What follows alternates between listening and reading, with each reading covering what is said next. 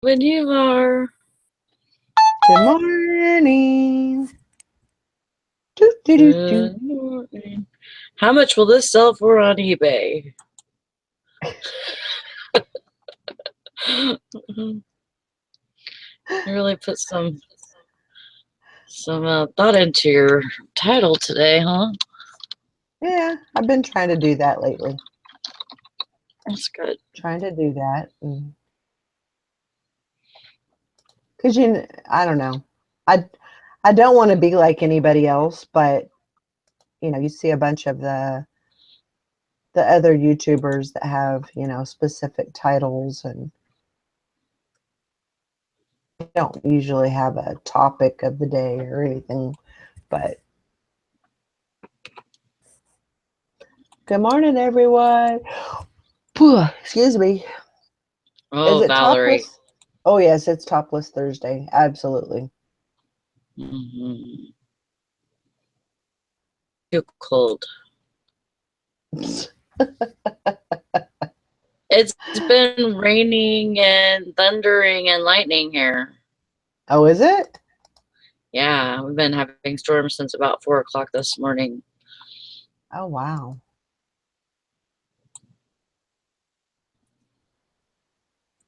Yep. Well, good morning, Tim and Black Thistle Tea, Stephen and Beth, Hank Allen Cash, Frankie's Finds,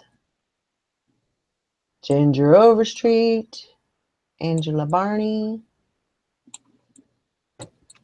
Hope everyone's having a good morning. Actually, I'm doing pretty good, believe it or not. That's good. I just stayed up and watched I your show that you did the other night. Oh, did you? Yeah, I flowers. What'd you think? What'd you think of it? It was good.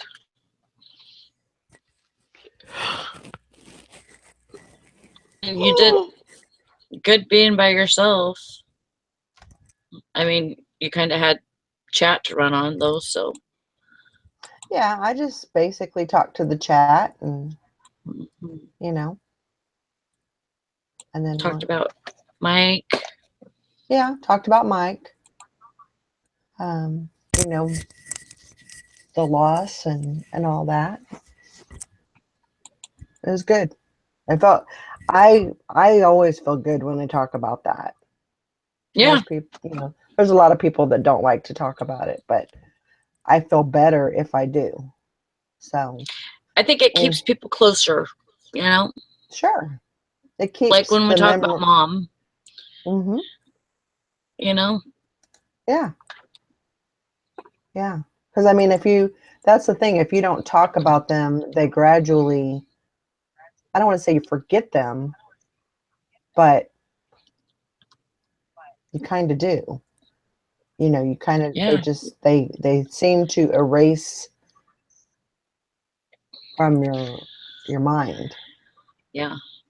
And it's harder as you get older, anyways. You know, Right. to remember things that happened a very long time ago. But if you talk about them, then they're more in your short-term memory, and you know, and and also like I've had some traumatic things happen to me, you know, before, and I've had experiences where I blocked out things. And so when those things come back around and a trick, well, usually it's like a trigger or something happens and those things come back around, it surprises you Mm-hmm.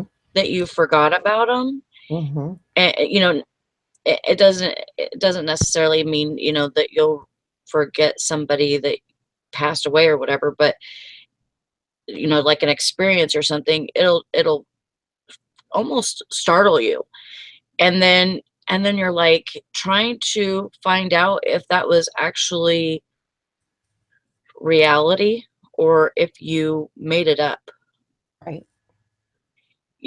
and And it's not good to feel like that because it's very uncertain.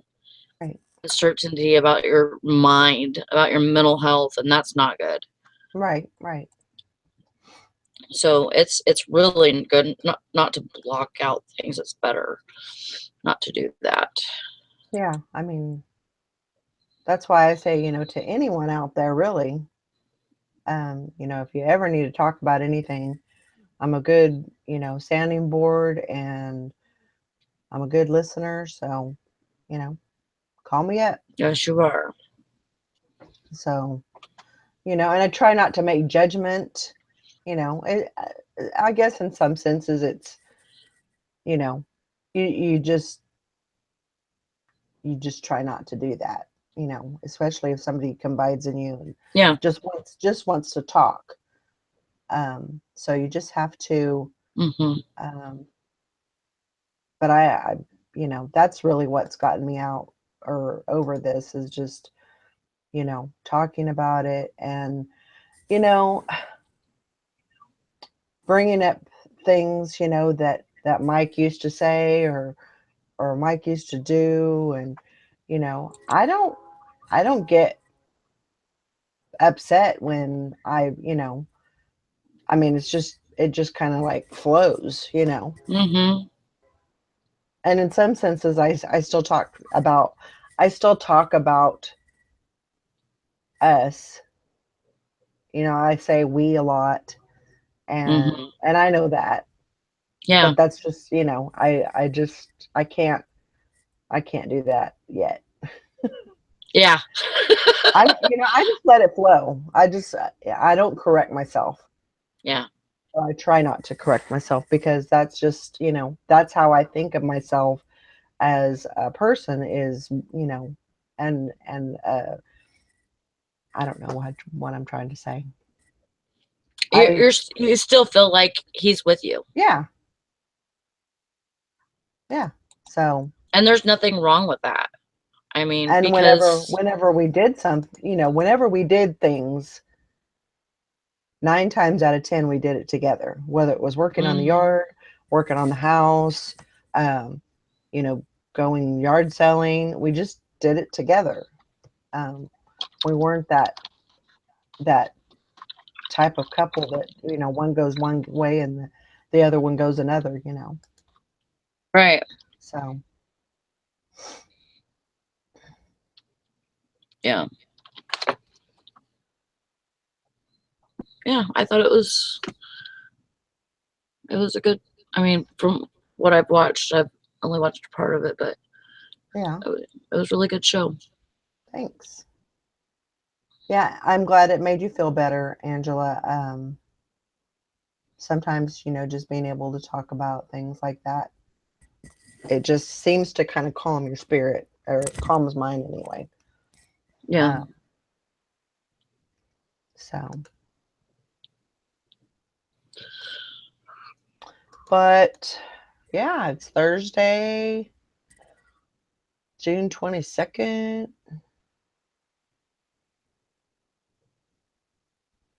I've only got about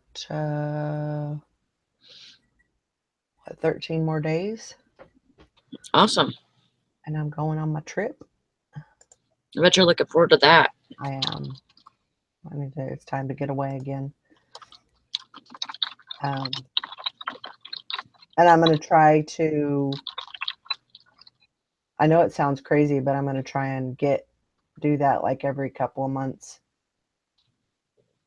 That's good. I'm going to try. Yeah. So we'll see what happens. There's nothing wrong with trying. Yeah. Hank Allen Cash says my mom and I both do that about my dad. She and my dad did everything together, and it's like he's still with her. Nothing wrong with that at all. Nope. It's, really in reality, it's a coping mechanism. That's what it is. So you just have to, I don't try to fix that because that's just part of it. And Yeah. that's how I get through. So, you know, if somebody don't like it, well, And if test if it. you think about it, if you're keeping them in your heart and in your memories, then they are still with you. Yeah. So it doesn't matter. Absolutely. But you know, Yeah. if it doesn't mean yes, they're physically with me. It means that they're just with you. Right. Right. Hank Allen Cash, I'm going to California. Cali. But it's hot out there right now. Yeah, Julie said it was like 108 or 109 or something like that. I just don't know if I could do it anymore. You could do it. You just, Like, it would, I mean, it's just different because of humidity and all the that. humidity is, it's different. And I always say that it's different. But yeah, you know what? And Hank Allen Cash, that is true. Sometimes we both just forget. We lost him unexpectedly in a car accident or car wreck. So it's like time just stopped at that Yeah. moment. Yeah, I completely agree. I remember I got a little memory for you. So we had just gotten Honey Boo Boo probably 2 months earlier. Mm-hmm. And so, and I slept super hard. So I wouldn't wake up when she had, was crying to go to the bathroom. So she would always wake Mike up. And he was the one that was getting up at 5 o'clock in the morning and getting up and going to work and stuff. And the night before he died, he was I heard some rustling, and I I just had this vision of, because okay, so maybe TMI, but he slept in the nude. Mm-hmm. So, and he pretty much, yeah. So anyway, I just remember going out to the back door. He was standing there nude, and he was like, "I've got to get some sleep." And those were the last words that he said to me. He said, "I just got to get some sleep." Because Honey, he was just so frustrated with Honey. But I do remember that. So,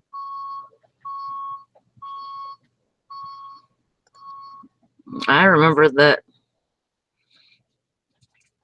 the last time that I talked to him, I was talking to him about seeing him when I didn't see him, yeah. or when I wasn't supposed to see him.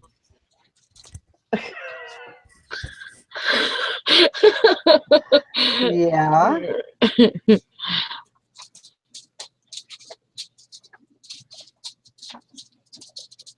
Yeah, it's, Hank Allen Cash, it's interesting, it's a different kind of humidity out there. It's low humidity. There's still humidity in the air, but it's just real, but it's hot, you know. So you stay inside, at the hottest time of the year or the hottest time of the day. Um, you stay inside. That's basically what you do. You go out in the morning when it's cooler and do your things, and then you come back in, and then you wait until the afternoon or the evening where it's kind of cooling down a little bit, and you go outside again and you do some more chores or whatever. So it's all good. I grew up there. I was born and raised there. So was Sally. So I don't know how we ever did it. I really don't. Because we didn't have air conditioner when we were kids. We had a cooler, uh, swamp, a swamp. swamp cooler, and it was like in a hole in the wall. Like, well, I mean, it was a whole place for that, but Right. it was like a hole in the wall, and that's all we had, and that was in the living room. And we didn't have any. Our house was long, so we didn't have anything in the whole rest of the house. Maybe one fan or something, and that was it. That was it. That was all there was. And Wasn't nothing yeah, else. we didn't have anything. My kids don't remember how hot it was there. And I said, that's because you're always in the air conditioning, play video games. That's why you don't remember anything. Oh my gosh. Yeah. And that's one thing that I remember, about being in California is all the fires and everything.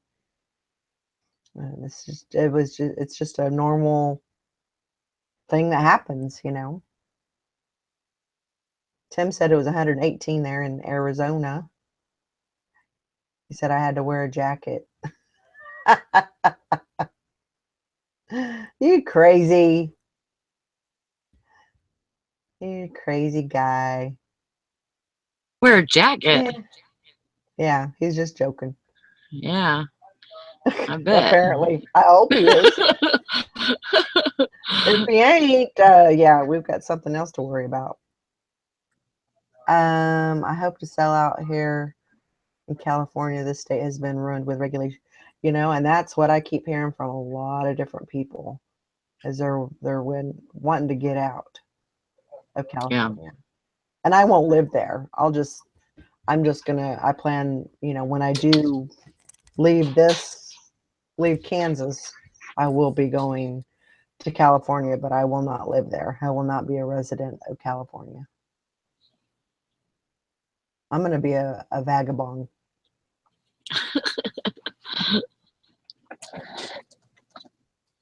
Did I say it right?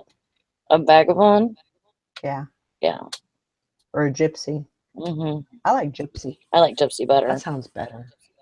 Yeah. Because really, I'm not going to have like a place of residency, I guess, really. Right.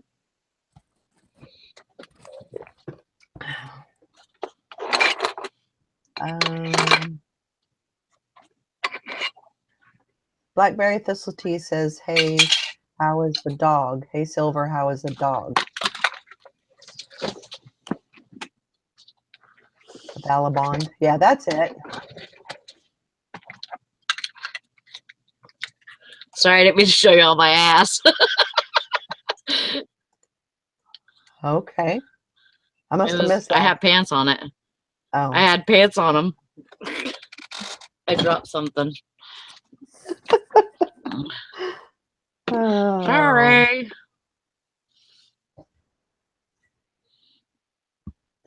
Jay Curtis, been here for 50 years, have seen the good days and now not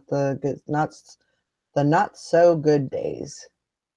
Yeah, I have a brother, he's fed up with it and he's moving to South Dakota.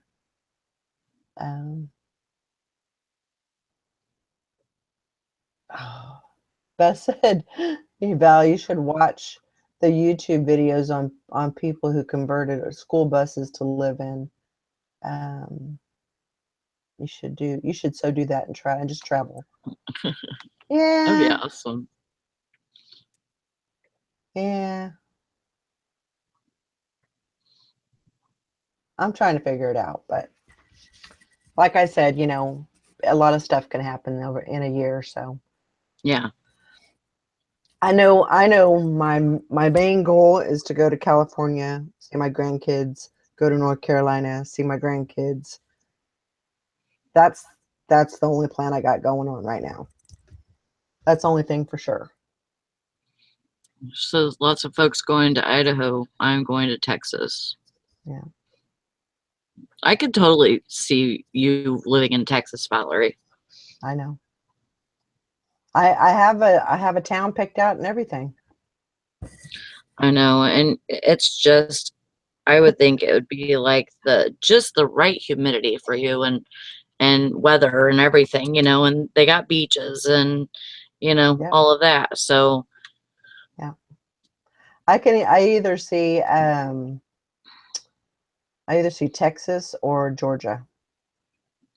Because Dad always used to Dad and Mom said that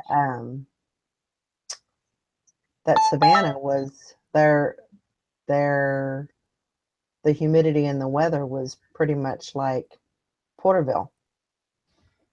no, it's not. Oh. In Georgia, Yeah. it's worse than here, humidity wise. Yeah. I don't know. That's what he always used to say. So Surfside, It's Texas is a great little beach village. I'll have to keep that in mind. There's a place called Victoria, Texas, and it's near, I don't know how far away from the beach it is, but it's in the vicinity of the beach. Probably 20, 30 miles from the beach, maybe. Come to Florida. We have all the things down here. I believe it. I believe it. Yeah, I don't know. So, I mean, my daughter I have one daughter in California, one daughter in North Carolina. But I'm not going to base it on that because God forbid if I choose one over the other, that I'll never live it down. right. So I'm going to do me Mm-hmm. and, try to figure out what I want to do. So That's the best thing to go by. that's why I was thinking South Carolina, but everybody tells me don't go to South Carolina, whatever you do. So I don't know.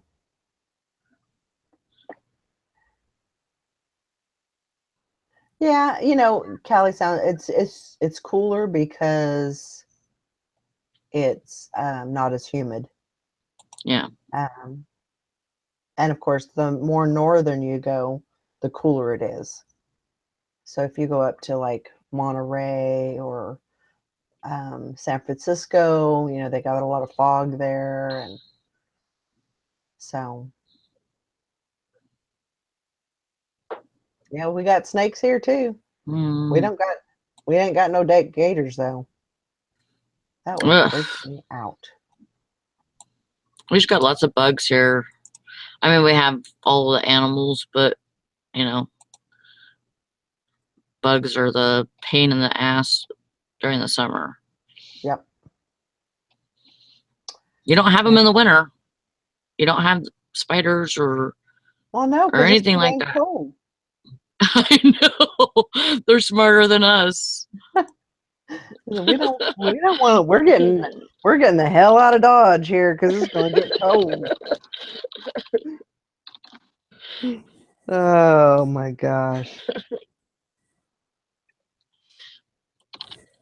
Yeah, it's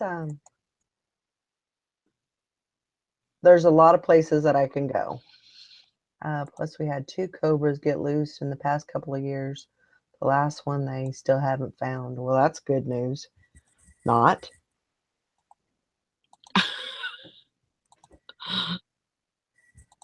Where'd Nikki go? I don't know. She went out. Oh my gosh. Hank Allen Cash says a scorpion got me in a ring all the way around my neck. Never again. I check everything super close close now, but after being outside. That's crazy. That was just from being outside? That is nuts. Yeah. How did it get stung all the way around her neck? Do they just like jump on you? Or I don't think they jump, but maybe they do. I don't know.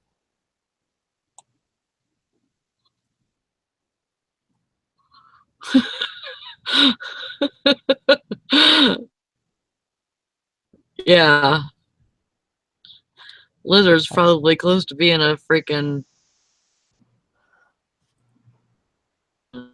Oh, alligator or something. Anyways, it's that big. gotcha. Oh, okay. Hank Allen Cash says, I left my flannel shirt laying outside while working, and then I put it back on, and the scorpion was inside the shirt. Yeah. Oh my god. Yeah, that would not be good. The bigger the scorpion, the safer it is.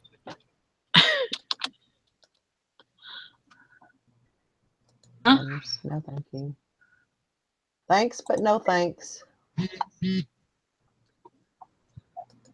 That's Morning, scary. Eric. How are you? Morning.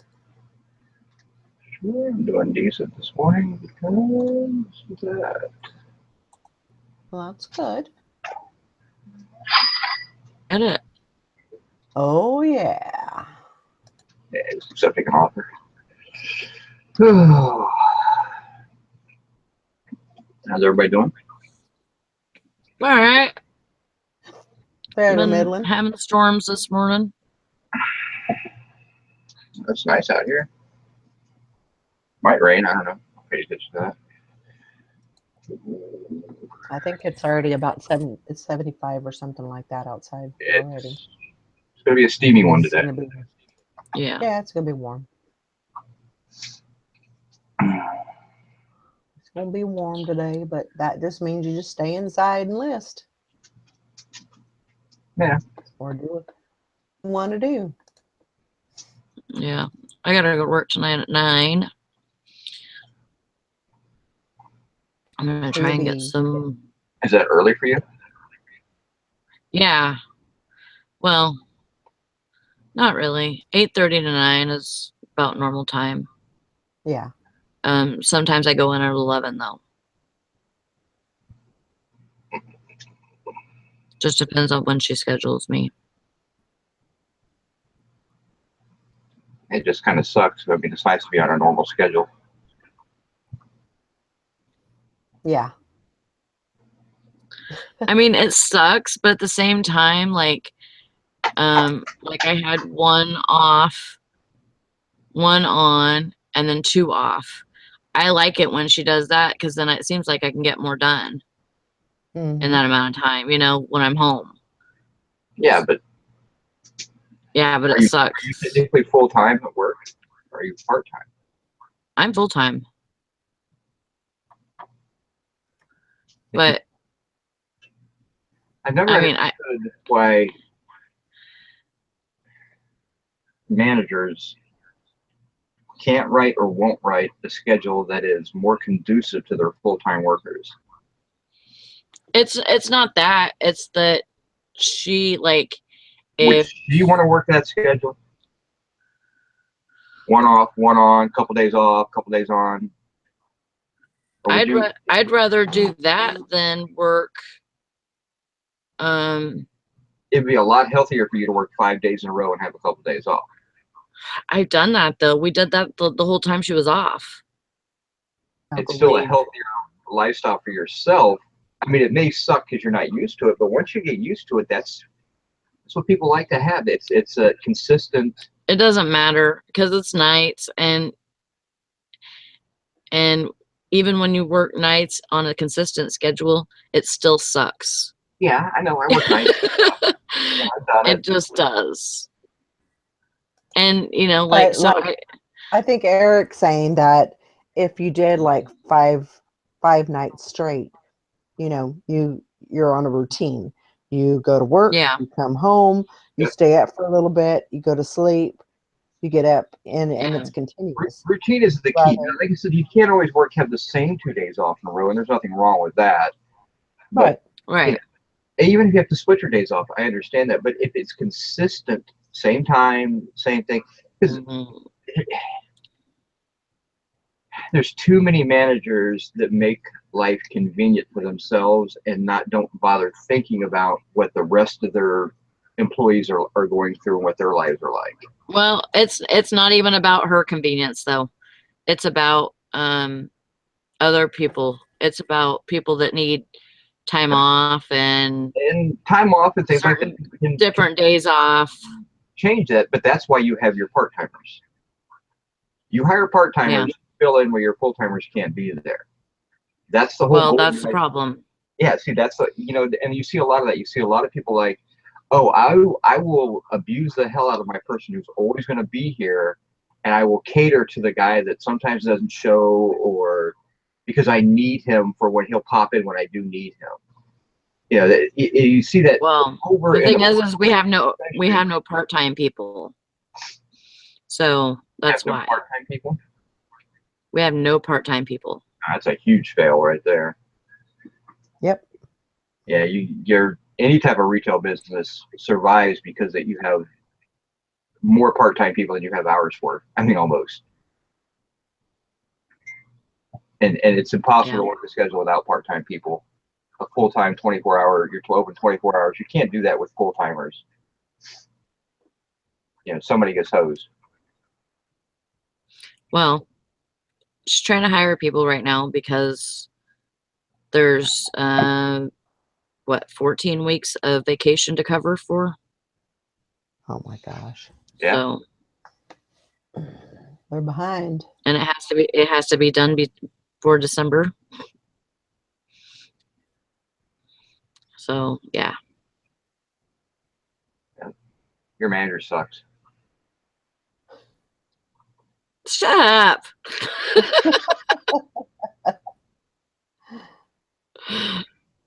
Don't say that. Well, why? 'Cause it's true. Well, no, because Yeah. it's because there's like not anybody hireable. Every day, Like people come in. people and complain. She's got Not every day, no. She's got a giant file of people who want to work. The problem is she I likes to don't know. hire only women, right? She likes to hire what? Women. She doesn't consider. I'm not saying anything. But she actually might hire my son, but That's a big mistake it's too. possible. You shouldn't let him do that. Well, I just know that he would work. I know he would work, but you should never work with family. He's not going to be working with me. He's going to be working in the same building, maybe not the same shift, right? It's still working with family. Well, something goes wrong with him, definitely. you're going to pay the price. Something goes wrong with you, he pays the price. It's not worth the hassle.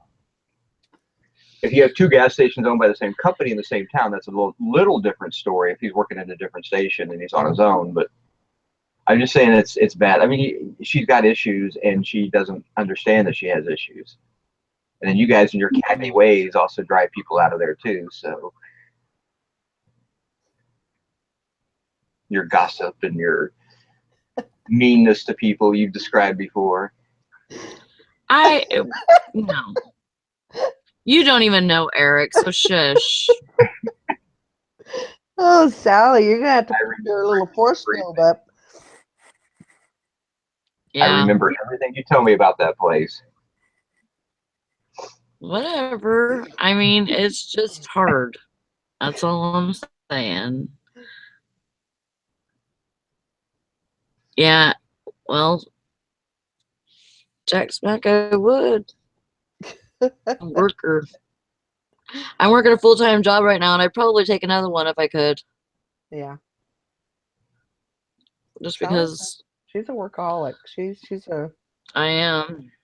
a hard worker. It's a lot I easier mean, to go do a second job than it is to come home and try to do this as a full-time job at the same time of doing another job full-time. Right. It's hard to do that. I understand. I was thinking about last night because I seen somebody saying that they were going to start a business here, a housekeeping business.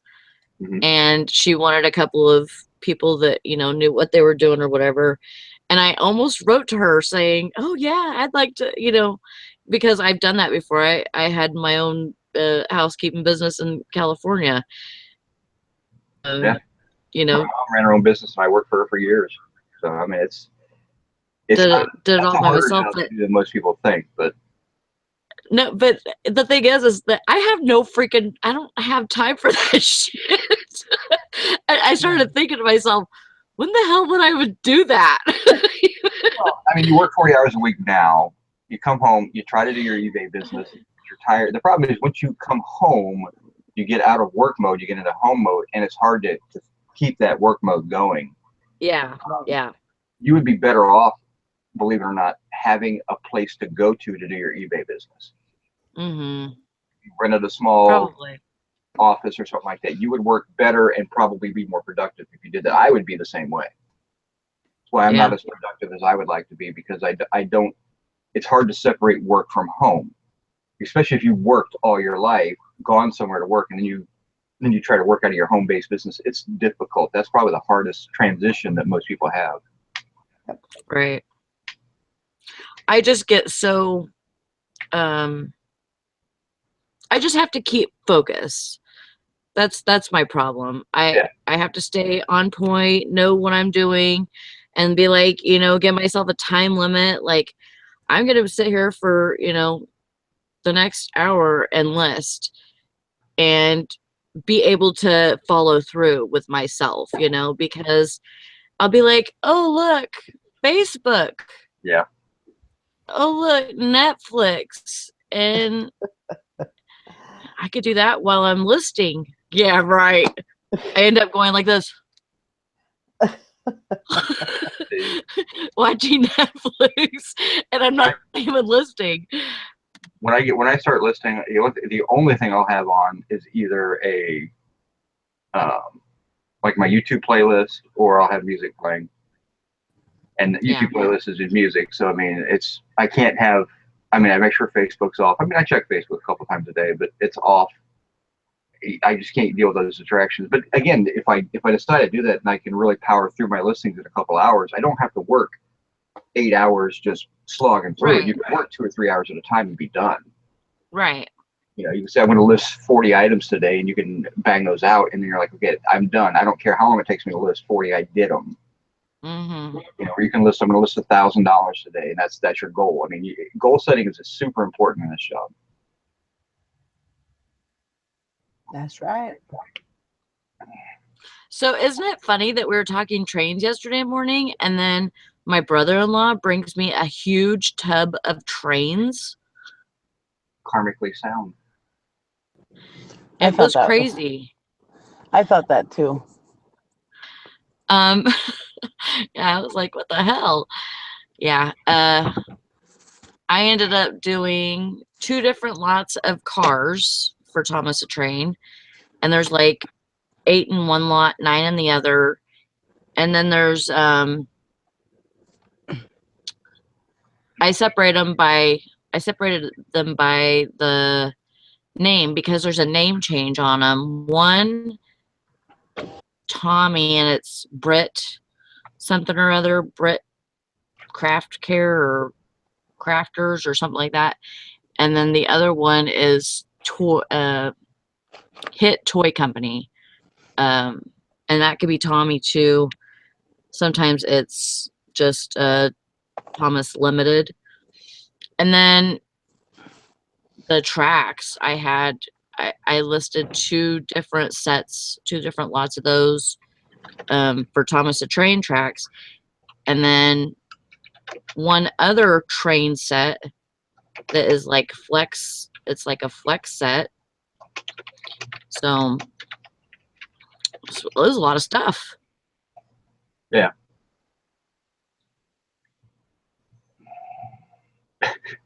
How you doing today, Nikki? Cash says I'm going to start talking about bags of cash and hope some appear at my doorstep. The work for trains is where the shop. It is funny how you get into a certain mindset, and then so it's like it's weird how stuff shows up. Or if you like go through your inventory, you start touching things like, oh, I haven't looked at that in a while, and forgot I still had it listing, and the next thing you know, it'll sell. Yeah. I sold some stuff this morning that I have had up for 6 months at least, and I had looked at them yesterday, the day before, going, oh yeah, I forgot about those. I thought those would have moved by now, and then they sold this morning for.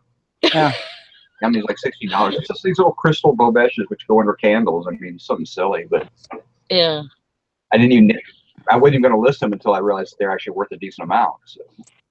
That happens all the time to me. It's funny.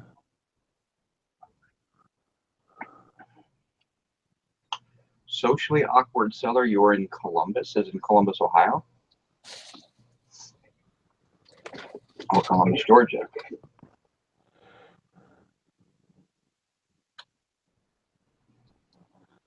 Trying to find out if they're competition.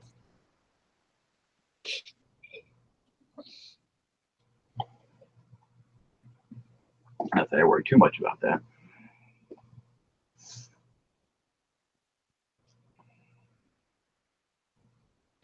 Yeah, that's the whole point, Scott. It's 150 miles away from you guys, but Nashville is 7 hours for me. So I could do 2 hours in a heartbeat.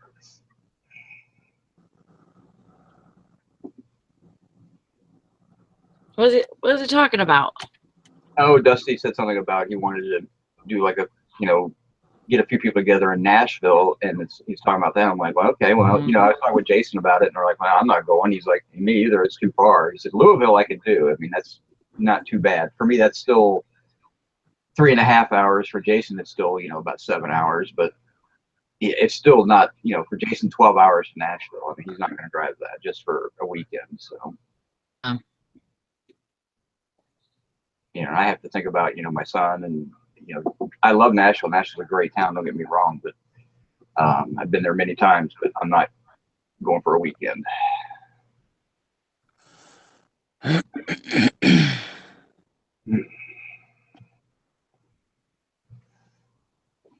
it going, Nikki? Good. I was having breakfast with my uncle, and I thought it would be done. I answered the call for the show, and usually just maybe a couple minutes, and then I would have been done. But he was chit-chatting too much, so took me a little longer to get here.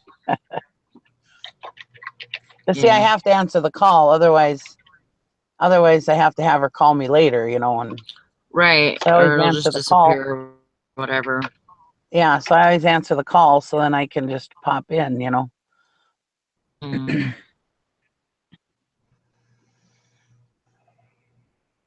So Jason's going to pick up the second half of the storage auction. Did one yesterday. Couldn't get it all into the truck.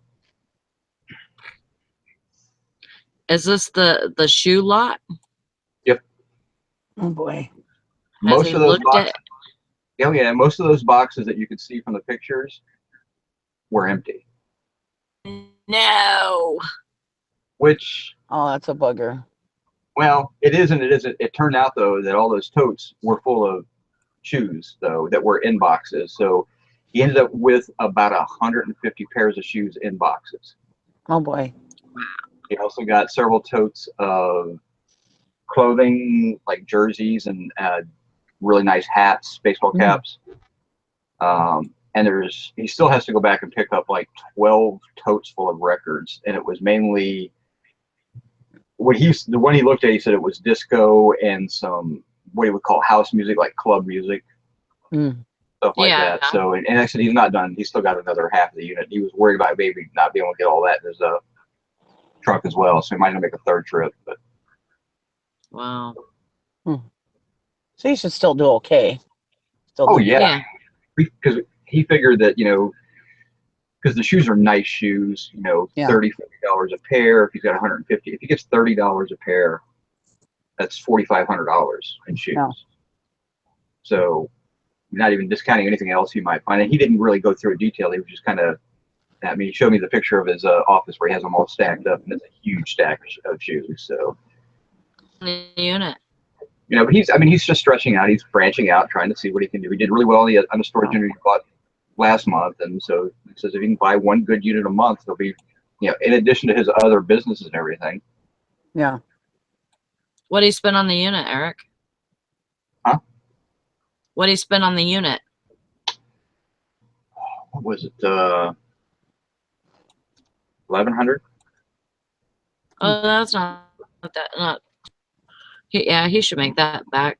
No problem. Yeah, he's not gonna have trouble with money on that unit. I mean, we figure he's got like at least 30 really nice hats that are $20 a piece. So there's $600 right there. He's got a tote that had a bunch of jerseys in it, basketball jerseys and stuff like that. He figured that's probably, there's probably $300 or $400 in there, and that doesn't count shoes. Shoes is $4,500 worth of shoes.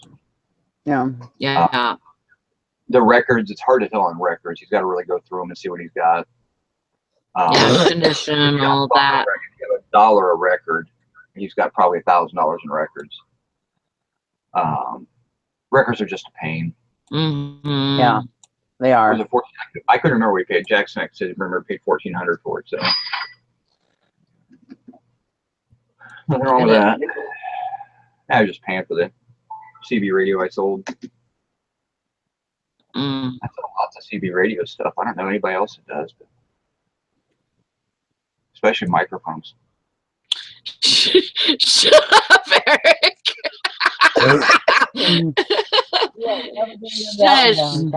Stop giving me shit today. Well, if I hadn't just sold the CB radio stuff, I wouldn't have. I'm gonna have to get some more of those microphones so I could just show you up or something.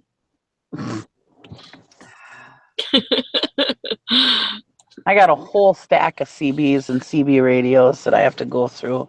I've had them forever. I got to get them tested. I don't do, as far as I testing them, I just make sure they're on. That's all I test on them. Yeah. And I usually get, for most CB radios, I get them in the $20 range. Cha-ching. There you go. Some I've gotten as high as $50. It depends on the type. I mean, if they're the older type that are a lot more powerful, you get more money for them. Yeah. Or if it's a brand that people like to mod. But yeah, I mean, and nobody wants them. I pick them up at auctions by the box load for $1 or $2, and I know I'm going to make, you know, every box I get is usually $100 to $200. Yeah. I think I chased Socially Awkward sticker away and asked them where they were from, and then they disappeared.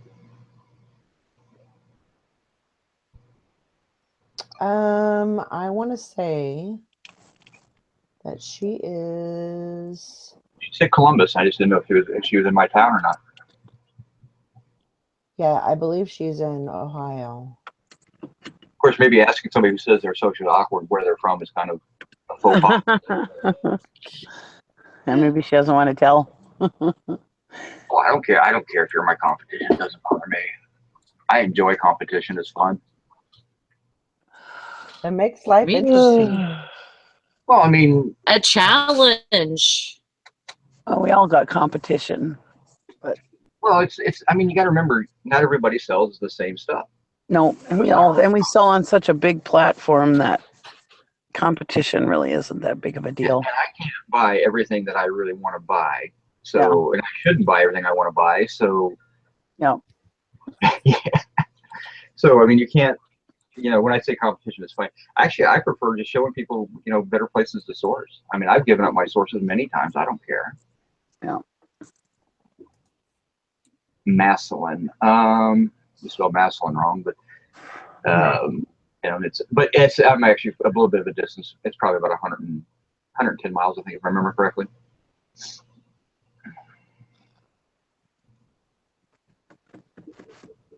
Hank Allen Cash asked, do any of you all work out of home and a storage unit or other location off-site from your home? Or most of you home only with extra off-site storage? I'm This home is my with living room. storage unit. Nick is the only one right now on that has a storage unit. I think the rest of us all work out of our house. I have my garage. Jason has a separate office, but he works out of his home and his office. We're building a building at our home though. Dusty So then I'll has get rid a of my warehouse storage. that he can work out of, but he prefers to work out of his house. But he has both. So Yeah. I'm gonna try this summer to I better hurry up before the summer's over. I would recommend. Oh, I'm sorry. I'm glad though.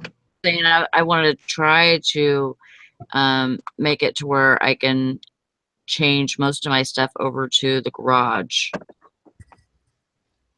Most of my listed stuff. So How's that going to work in the wintertime though? Can you heat that garage? Because that's going to be a big thing. Because like me, I have all my stuff in my garage and my storage shed, and when it gets freaking cold out, it's hard to work. Yeah. You know. yeah. Well, if all I have to do is go out there and grab something. It's still freaking cold. If you're gonna store in your garage though, you're gonna have to make sure you store in totes. You can't store in cardboard. You can't store it. It's all got to be totes with nice tight totes. So that's an expense. I mean, you can get those. You can get them on sale usually for $5 or $6 a piece. What I Yeah. do is wait till after Christmas, and then I get the red and green totes, and they're really Yep, cheap. that's a good way to get deals. Anytime the big storage selling season is January. Mhm. But yeah, as long as you have a good inventory, and nothing wrong with storing your stuff outside. Just understand clothing is not the best to store outside. Right. Yeah. It doesn't do well in the humidity up and down, although you don't have as much humidity up where you're at. So Yeah, we do. Yeah, we do. not as, you don't have humidity like you have in Mississippi. Okay. I'm just No. saying, you know, Right. you're not dry like Arizona, but you're definitely not, you know, so you have to be careful with that. But our weather fluctuates so much up here in the north that Mhm. yeah, you should have them. It's hard to control the climate where we're at because it's always up and down, rain, dry, up and down, cold, not cold. Mhm. You Yeah. know. Hank was talking about getting an off-site place. There's nothing like having an office to go to, but it's got to be close. It's got to be something you Yeah. want to go to. If you got to drive, I mean, you're looking at some place that's a half-hour away. That may be the only option you have. That's one thing. But for me, if I had to drive more than 10 minutes to work, I would not want it. Because Yeah. I can work out of my home just as easily. I just have to deal with the clutter. But I'd rather be, if I was 10 minutes away, I could do that. And I don't, the only reason I don't have an off-site place is because in the summer times when my son is home from school, I'd never be there. Yeah. And so, you know, he needs me to be home all the time. So it's just easier for me right now. As he gets a little older and becomes more independent, that I can actually, you know, go somewhere for a few hours and not worry about it, I probably will go change over to something like that. I mean, I make enough to support that. I just, you know, but it's a big expense because, you know, not only do you have your rent, which for me, I can get a place for $500 a month. But then you also have an extra internet connection. You have security, Extra utilities. Heating and cooling in Insurance. another place. I mean, yeah, there's advantages to it. There's a lot less distraction. There's also a mindset when you hop into a place, you go to work, you sit down and you work. Mm-hmm. You know, yeah, I'm gonna hang around the house and clean the house today. Now you're going to work. I mean, Yeah. for me, I would be more productive. That's what I'm hoping for when I get my building, is to be more productive. Because then when I go out to my building, that's work. You gotta work, you know. I used to be so focused before I started on this show. This show ruined my focus. I'm sorry. Way to go, Valerie. No, It's all my fault. it's all your fault. No, I enjoy it. It's fun. It all went to hell in a handbasket. It did. My business went to crap because of Valerie. No. Yeah, blame somebody. Might as well be me. Yeah. Oh. It's tough. I mean, you can have a nice office, nice place to work, or you can work out of your home. I mean, like I said, there's sacrifices. There's advantages to both. There's sacrifices for both. It just kind of depends on where you want to go with it. I mean, the nice thing is it's a business expense. You write off your business expenses. You know, so if you're doing Yeah. really well and you want to make that next step, it's a good step. You know, but My biggest thing is it's going to be nice to get the crap out of my house, the clutter out of my house. Because like right now, you know, I have a smaller house, a small farmhouse, and it's just me and my husband and the dog, so it's fine. But like right now, we're also remodeling, so it's really getting to be a pain in the butt, you know. So it'll be nice to have a separation between the house and the business. But I don't want to go off-site either. Before I decided to have an eBay building, well, I decided that a couple of years ago. I was looking for a place that I could just go to, but then, like I said, it's like you said, it's like going to work. And my whole thing is working from home. I want to be at home, you know. So this building is so I can still go to work but be at home. yeah, You know? it's a tough balance. I mean, it's Mhm. no, like I said, you know, it's also one of the biggest balances of when you first start working for yourself. I mean, you got to be that hard ass boss that, you know, you need to be, and be just as hard to yourself as people used to be on you when you were working. Yep. That's my dad. The other day when we were coming back from vacation and everybody's like, oh, I think we better take Tuesday off. And I was like, yeah, I called in and talked to my boss. Man, is she a bitch? Like, but she told me I could have it off anyways. You're just gonna have to pay for it when you go back, huh? Yeah, she's really gonna rake me over the coals.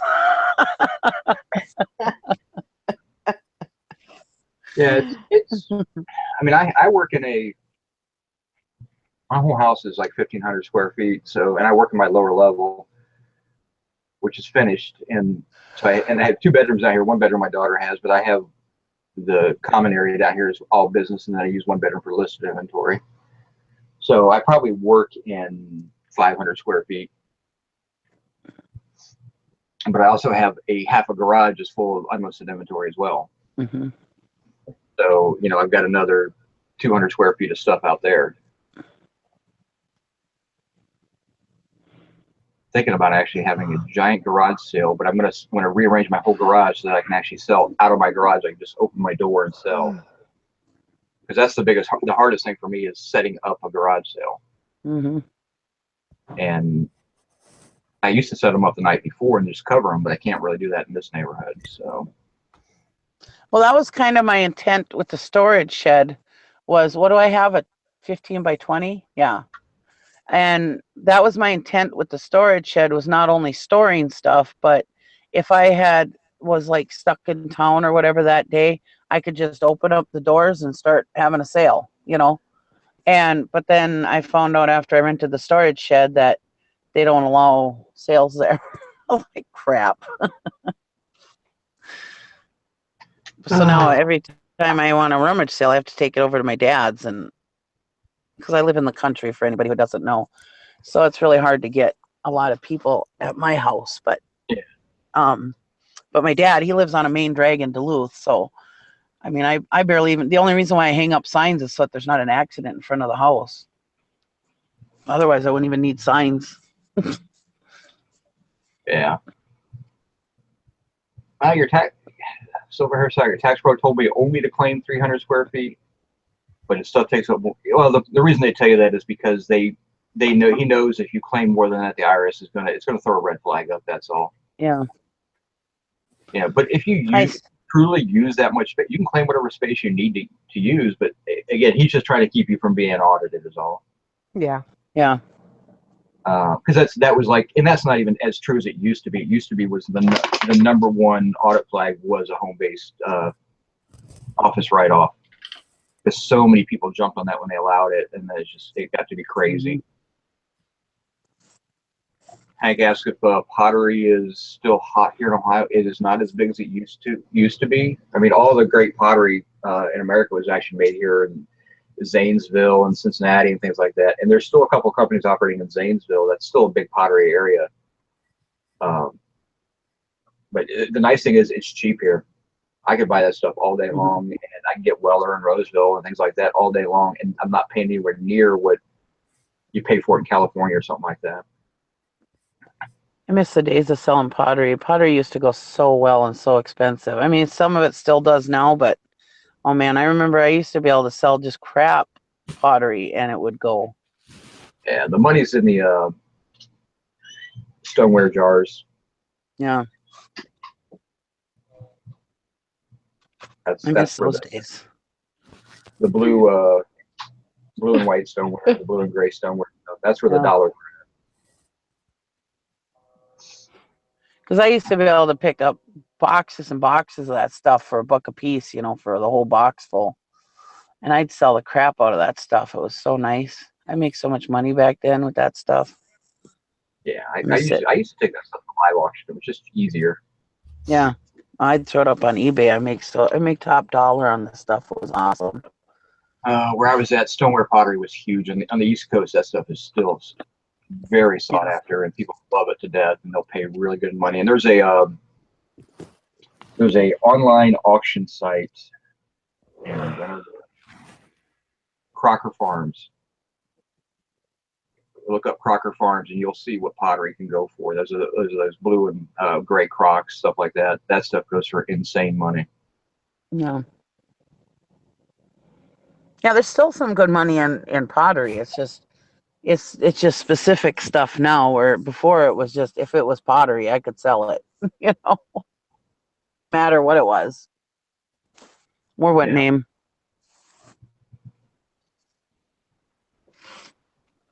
Of course, knickknacks too. I used to sell a lot of knickknacks too, and now it's not. Dishware, all kinds of stuff, Yeah, I mean, they're talking taxes in the chat. I mean, that's one of the things you got to worry about is, claim what you're, here's the key: claim what you're supposed to claim. That's why I have a CPA. If you're truly, if you're not cheating or doing anything like that, claim what you use, claim your mileage, do everything correctly, and do it every year. You don't have to worry about it. Although this year, consistency. Although this year, if I don't kick it in the butt here soon, it's not going to pay for me to have a CPA.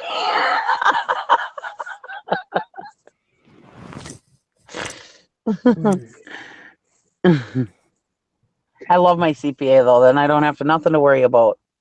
I give him all the crap. He takes care of it. It's done. I have nothing to worry about then.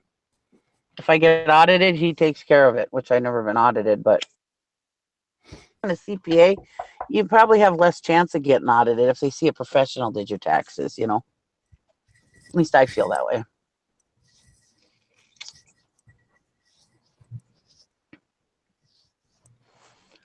Yep.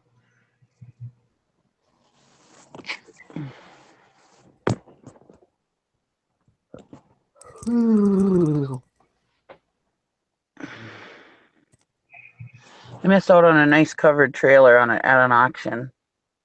What do you need a covered trailer for? Enclosed trailer. Isn't the van enclosed enough? My van's not running right now. Oh. And I don't know if my husband's going to fix it. What's wrong with it? I don't know. Just doesn't want to start. My husband hates fixing things with dog houses, so. He hates fixing things. Oh, okay, yeah. Because it's so tight there, He's like, if you ever get a van, it's got to have the engine under the hood. I prefer actually working. I like the old style vans where you actually remove that console. Well, that's what this is. That's much easier to work on than one underneath the hood. Yeah, he doesn't like it. Oh, I'd much rather, because you can actually get to stuff that way. I hate not having access to it. I mean, I drive an F-150 and half the engine is shoved up underneath the firewall. Yeah. Changing spark plugs, it's an exercise in, how can I bend my arm in 3 different directions. Well, this one, my van, something with the spark plugs, there's one or two spark plugs that he can barely get to, and it's really hard to get to, and yeah, he just, I don't know, he hates it anyways, but yeah, they're not good. Yeah, eventually when I start driving his new truck all the time, he'll get it fixed. You want to hear the van story of the day? What? Sure. Okay, so last week we had that big, I don't know if you had it, Nikki, but we had pretty good storms come through here. I think that was like last Sunday or whatever. Mm-hmm. It was thunderstorming all day, pretty good weather. Anyway, we had no power for the whole day. So I went to feed the horses, and I'm like, oh, Jim, let's go for a ride. Let's see how much damage is out there so we can know when our power will go back on. So we take the old green van. We're back on this back road, just kind of a 40 away from me. And I'm like, hey, Jim, I want to show you these pole buildings that this guy sold so you could compare them to our steel building. Anyway, long story short, I turn the corner and I break the ball joint or whatever. Oh, so now, oh no. So now I can't drive. It's pouring down rain. Jim's like, did you bring your phone? I'm like, hell no. He don't bring his phone. He's like, well, one of us is going to have to walk home. I'm like, well, I'll walk home. I'll go down the snowmobile trail, which cuts through the 40 behind us and then hooks up to my 40. Make me a sandwich. So I leave him there in the van while he listens to the radio and shit. And it's all swamp back there. So I'm like, oh, well, I'm going to get my feet wet. Yeah, when I'm going through swamp water, like up to my knees. Then I get through that 40, about halfway through my 40, and then I hear the thunderstorm coming in, and I don't like being in shit. a real bad lightning storm, you know. So Yeah, I'm me neither. jogging on the way home. Get home, I'm like, oh frick. I'm like, well, it's raining so hard, there ain't gonna be anybody around, and we live kind of close to the road, and my shirt's soaking wet. So I take my shirt off as I'm walking up the deck in front of our house. Wouldn't you know it? Here comes a car down the goddamn road. Oh God. I mean, just pouring, cats and dogs. I'm like, well, I'm not gonna go in the house with this wet ass shirt on, you know. Yeah. Well, I guess if you saw me in my bra. Anyway. Hey, Nikki, don't buy her. Don't buy your van. No, I'm not gonna.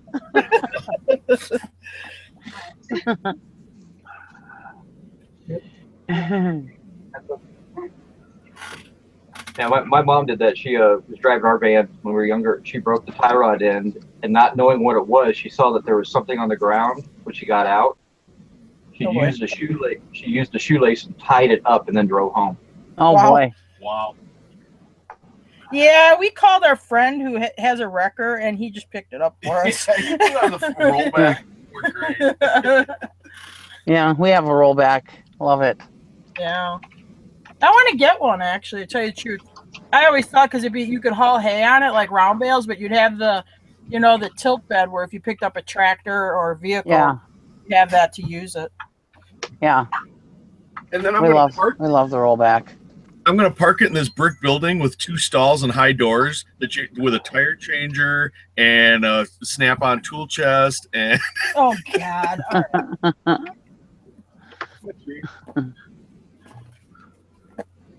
Everything is so much effort. Is so effortless with that. Oh yeah, yes, because we end up buying cars and stuff or big tractors. And I mean, if you got a rollback, you can just winch that sucker up on the bed. It's awesome. I need a roll, a lift, and a tire changer. Life goals. I've owned a couple tow trucks in my life, so. Yeah.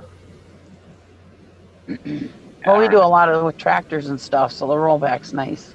Yeah.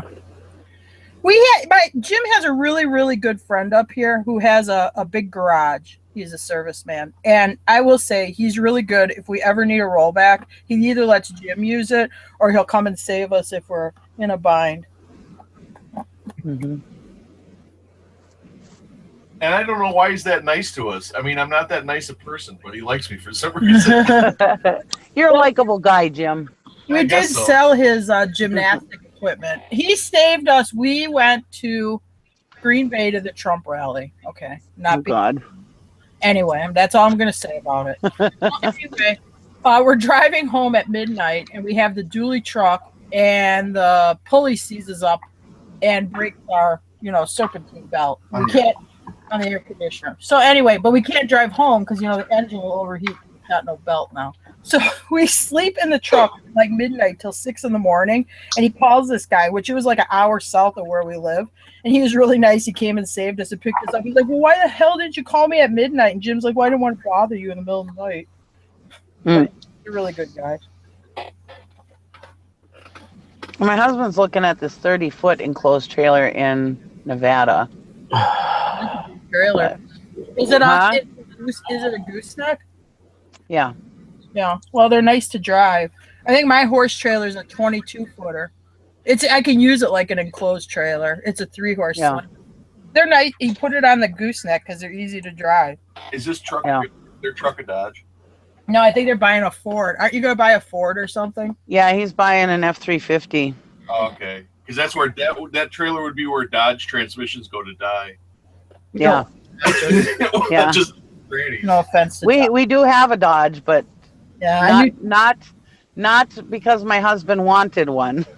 No, I knew he's not a Dodge man, but too many people that pull big trailers and stuff that their transmission would go or whatever. A 30 trailer is a transmission killer. Yeah.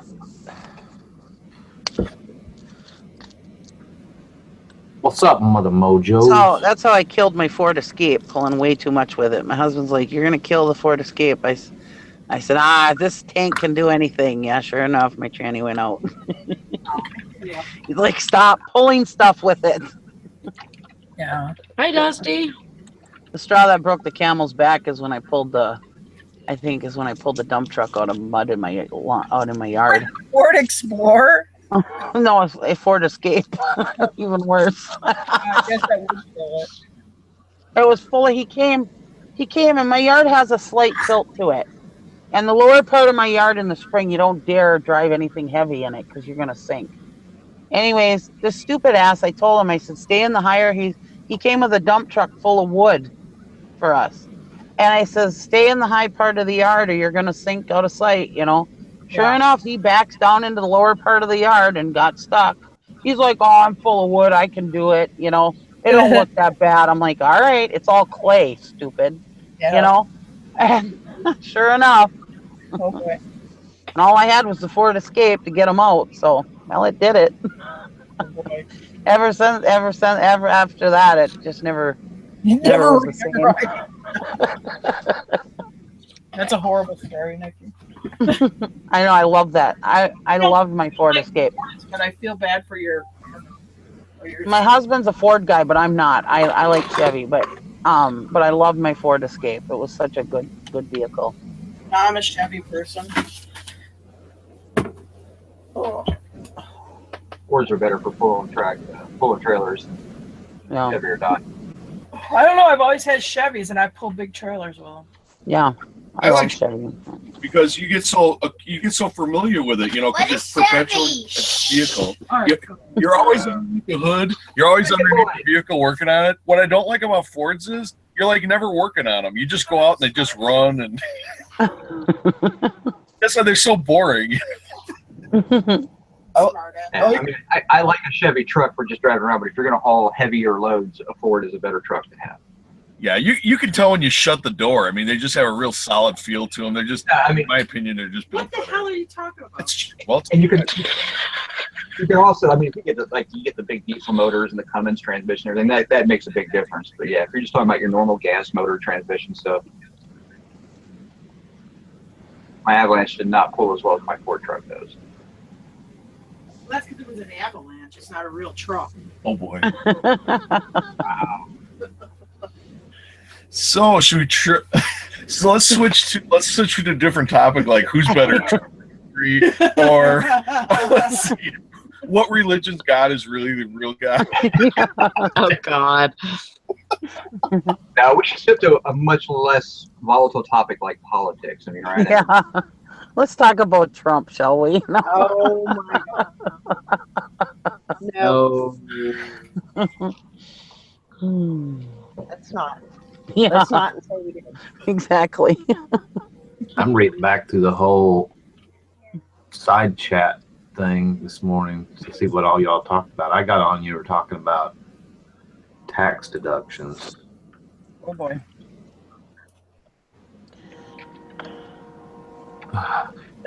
Valerie's probably hovering over the kick button.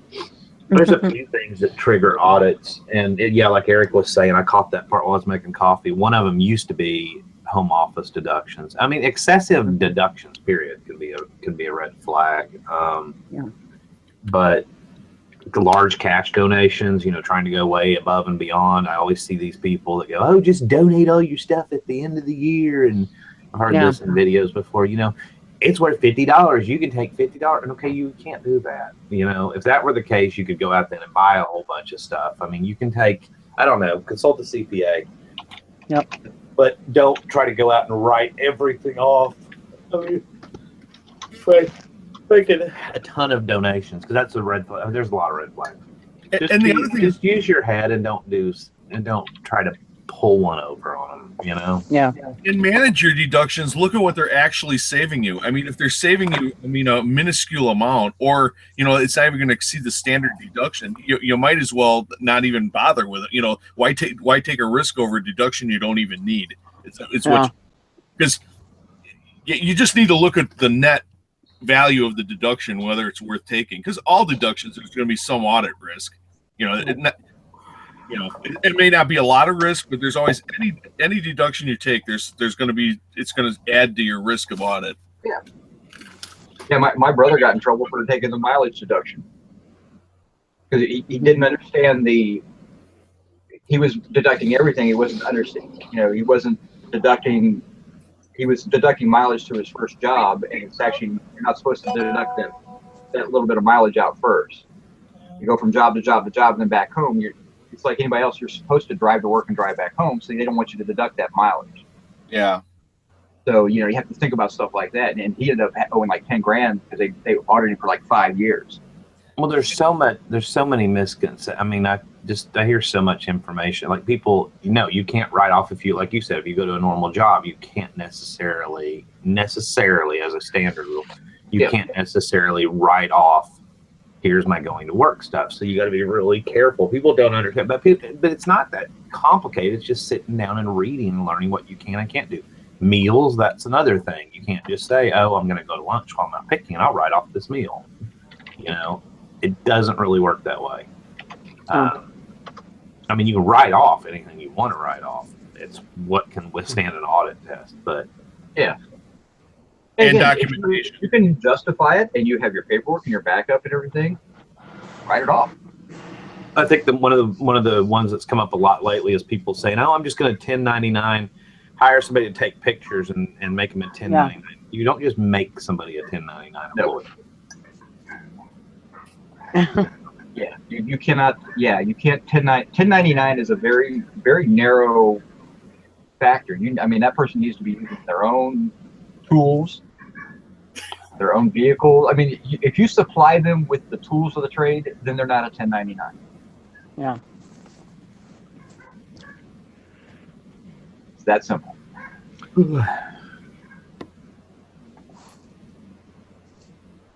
We had a bar up here that was trying to 1099 bartenders until one finally got mad and quit and went to unemployment, and he lost the bar after that one. Oh yeah. Yeah, because they don't go after that one employee who pulls that on you. They don't go after that guy's back money. They go in your records. They find everybody that you ever hired or paid, and they and they track down. And it was the fine plus the fine. It was enough. Literally, I mean, the guy had to sell a bar. He went broke. I think it might have went to foreclosure. I'm not sure. Did he lose it or did he lost sell it? Yeah. Yeah. It's just so. I mean, if you want to hire somebody for your, I mean, it's cost of employing. I mean, I think Jack was talking about it earlier. You hire somebody at $15 an hour, you're really paying like $30 an hour. Yeah. Because there are costs that go along with an employee. Yeah. I think they have to have their own tools, and you can't give them a set time to come to work. And there's some other stuff too. And then there's another fun thing when they injure themselves at work, and then they go to the hospital and they go to the emergency room and they say, well, "Where did this happen?" At work.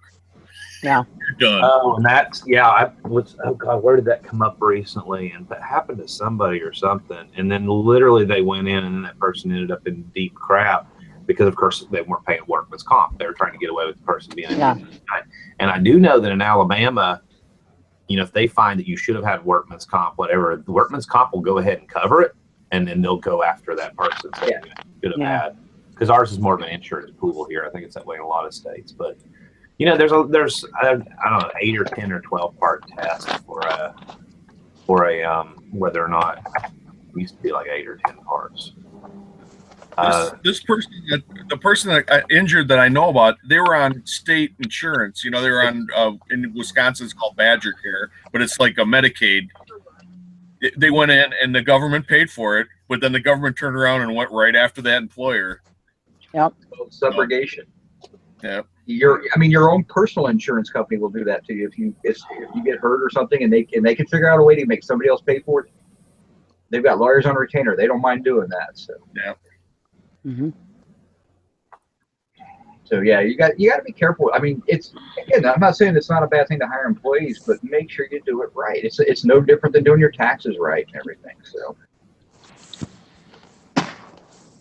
And hiring 1 or 2 employees, I mean, the paperwork. You're going to have to. One of the 2 employees is going to have to handle the paperwork for the other employee. You know what I mean? I mean, there's enough paperwork on your companies now that do that stuff for you that'll manage your HR business for you. But that's an additional cost. I mean, most of them start right around $100 a month for that. For a very small, under 10 employee type business, they'll handle all your paperwork and your payroll and everything.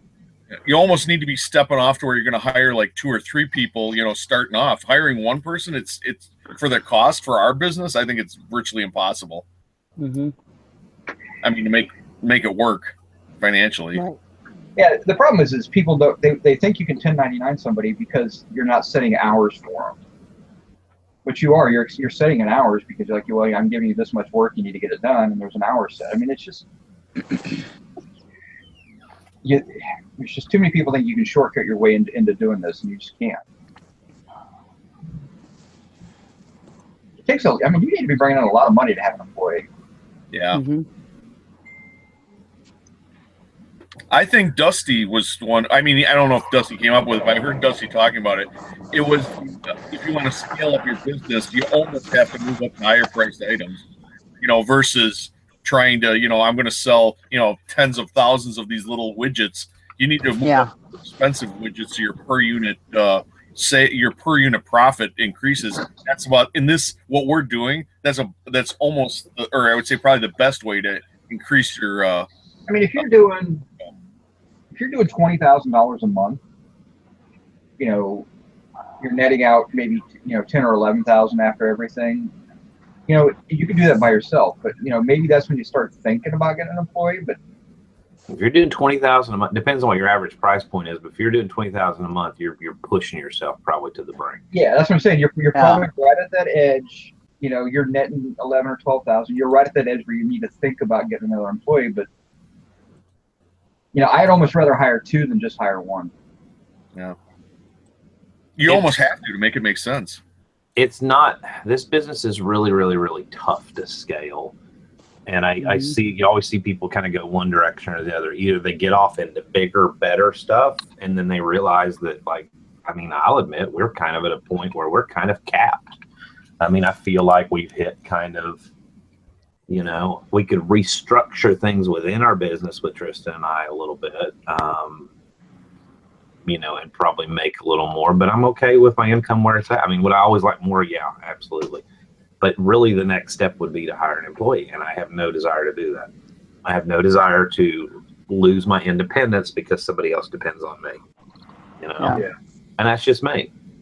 So I don't know. There's only so much. Yeah, this business is kind of finite in a sense. There's only so much you can do before you really have to kick it up to another level. I mean, there's only so much you can do by yourself. Yep. Like Eric was saying, or whoever was. I'm not awake yet. Whoever said that. Who said that? Whenever I need help, I just hire one of my relatives. That's good. Damn cash. Maybe just don't let them get hurt. Yeah. Yeah, when they're getting in the ambulance, you grab them by the neck and say, "Hey, now this is how it happened, right? Yeah. This is the way it happened." Story straight. Yeah, exactly. That's just my nephew helping his auntie. Yeah. Jack Smack said, rather just not do that much volume and not be bothered with the hassle. I mean, that's kind of, the way I've always been. I mean, the thought of hiring somebody had never really crossed my mind, unless it was going to be like train my kid how to do it, Yeah. If my sister was still alive, I'd never have to list or take pics. She'd do all that for me. That was awesome. Now I will kind of disagree a little bit. I mean, payroll taxes and stuff they're not terribly difficult. I don't know. If you set yourself up right, you could do it yourself. But I agree with it is worth if you find the right accountant. They'll do it for X amount per month or whatever. But they're not really terribly hard. I think the hardest thing is record keeping. And you need to do that whether you hire an accountant or whether you do it yourself. I do it with TurboTax, but I mean, all the work in taxes is record keeping. It's where people get burned on mileage. They don't have the knowledge. It's or even the whole business use of the home. Again, as long as you keep good written records, yeah, you'll walk through an audit. But I mean, if you don't have written records, you're gonna be screwed, whether you have an accountant or not. That's why I use my PayPal debit card for 90% of my purchases. Yeah, it's my tracking for everything. So when somebody questions my cost of goods, well, I got the copy of the invoice, and there's where I paid for it with my PayPal debit card. Yeah, I hate writing checks at an auction because it's easier for me. It's easier to just have it on the debit card. I hate auction companies that don't take plastic. Yeah, I mean, I don't care if they charge me, give me an upcharge, because you know what, I'm getting 1% back on that anyway, and I'm writing it off anyhow, so I don't really care. So They're using the Walmart model because Walmart charges everybody for what they credit card. Oh no, wait, they don't.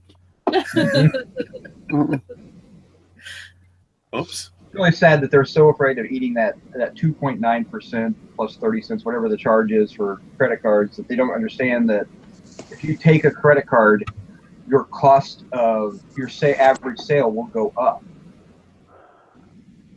You know, if so, people will spend more money if they can use plastic.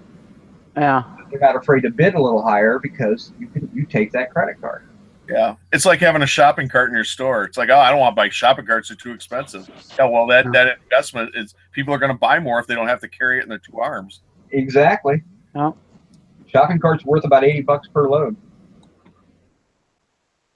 You know, when the handbasket's only worth about 25.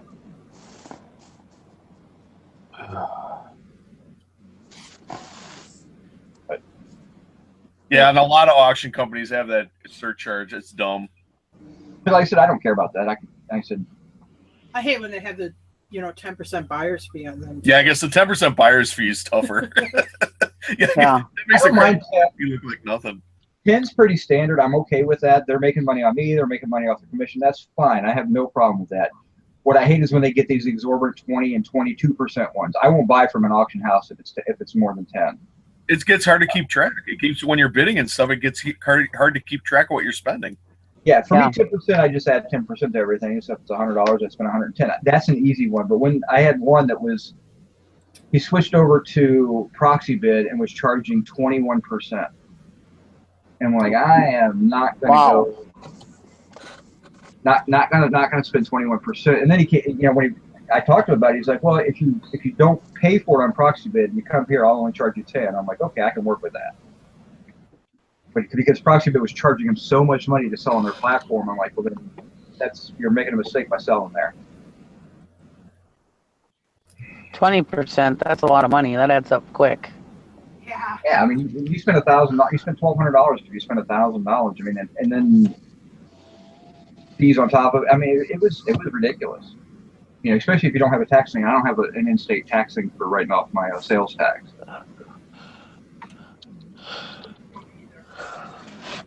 I should, but I don't. See, ours, if they do a 10% buyer's premium, and then most of them will add the 3% if you pay with plastic. If you pay with cash, then you only have the 10%.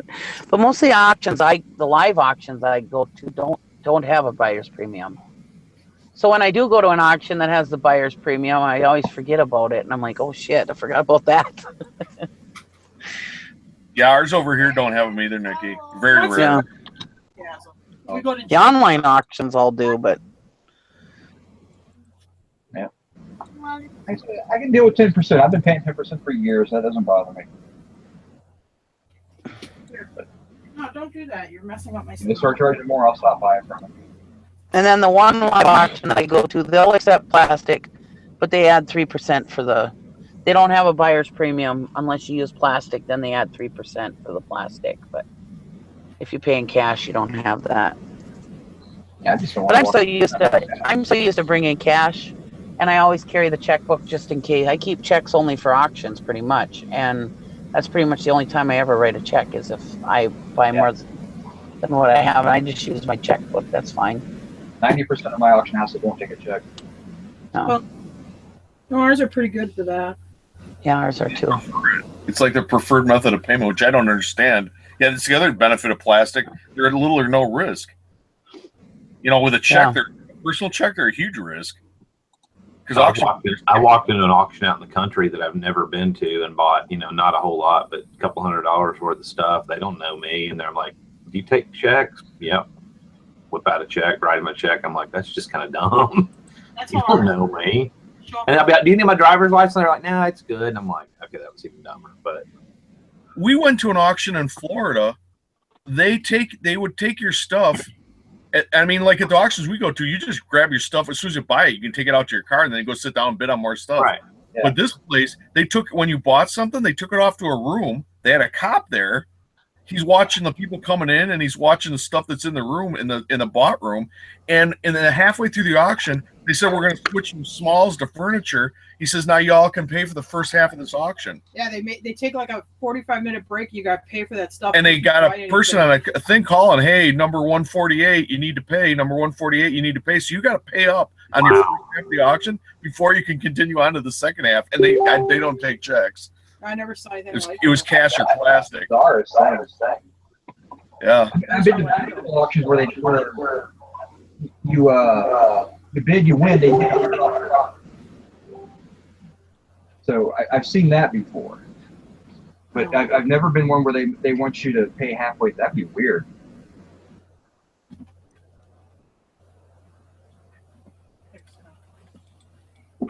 Yeah, that was the one in Orlando where she bought that chandelier that we sold in the truck on the way home. She bought it for, what'd you pay for that thing? $10? $5. $5. She buys this chandelier. We're driving the truck that we bought in Mississippi. This is where we made that big U to Florida or whatever. We're probably around Tennessee coming home in a rainstorm. The chandelier is in the back of the truck getting rained on. All of a sudden, ka-ching, I look at the phone. I'm like, oh my God. I look at the back of the truck. I'm like, oh my God, we just sold that chandelier that's in the back of the truck getting rained on. But anyway, it was like for $200, so that was nice. Yeah. Paid for some of the diesel. That was actually an all right auction to check out if you live in Florida. Yeah, they get a lot of condo I would say like condo switch out stuff. Yeah, if you're furnishing a house, it was an excellent auction because they had this stuff like, you know, model home furniture or stuff that's in a, you know, they're always updating before it gets worn out, you know, like would be in a motel room or whatever, that or like a model condo or whatever. And it was all that kind of newer furniture. I'd say like 2-3-year-old furniture that was actually in pretty good shape. And it wasn't like shitty furniture. No, like, it was all nice. Yeah, there was nice stuff there. So anyway, but we don't get out to Orlando, you know, that much for auctions. Barb, where's Barb? Yeah, she lives just south. Oh, she isn't on. Oh, I don't know.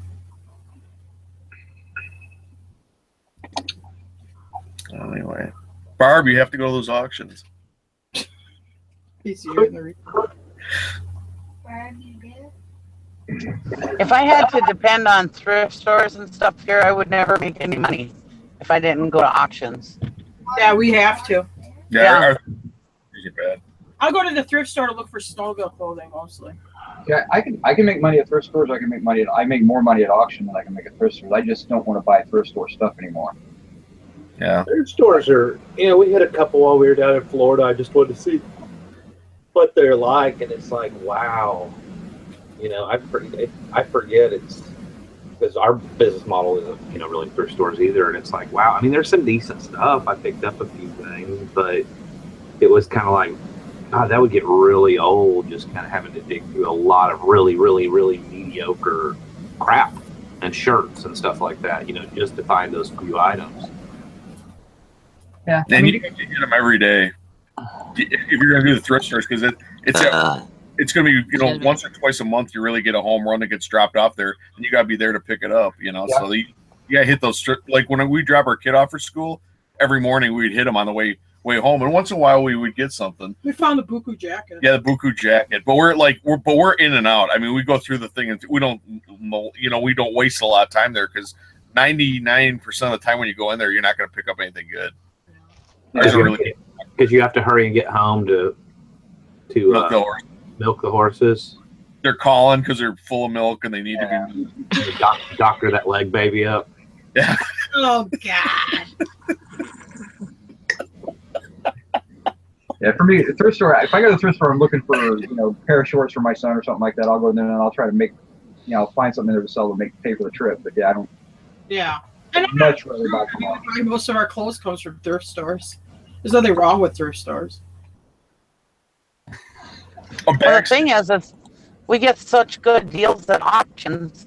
When I go to like rummage sales and thrift stores, which I love rummage selling, and I do a lot of sourcing at rummage selling, but the problem is you get so much quantity for so little money at auction that when you go to like thrift stores or rummage sales and you're buying one item for X amount of dollars, it's.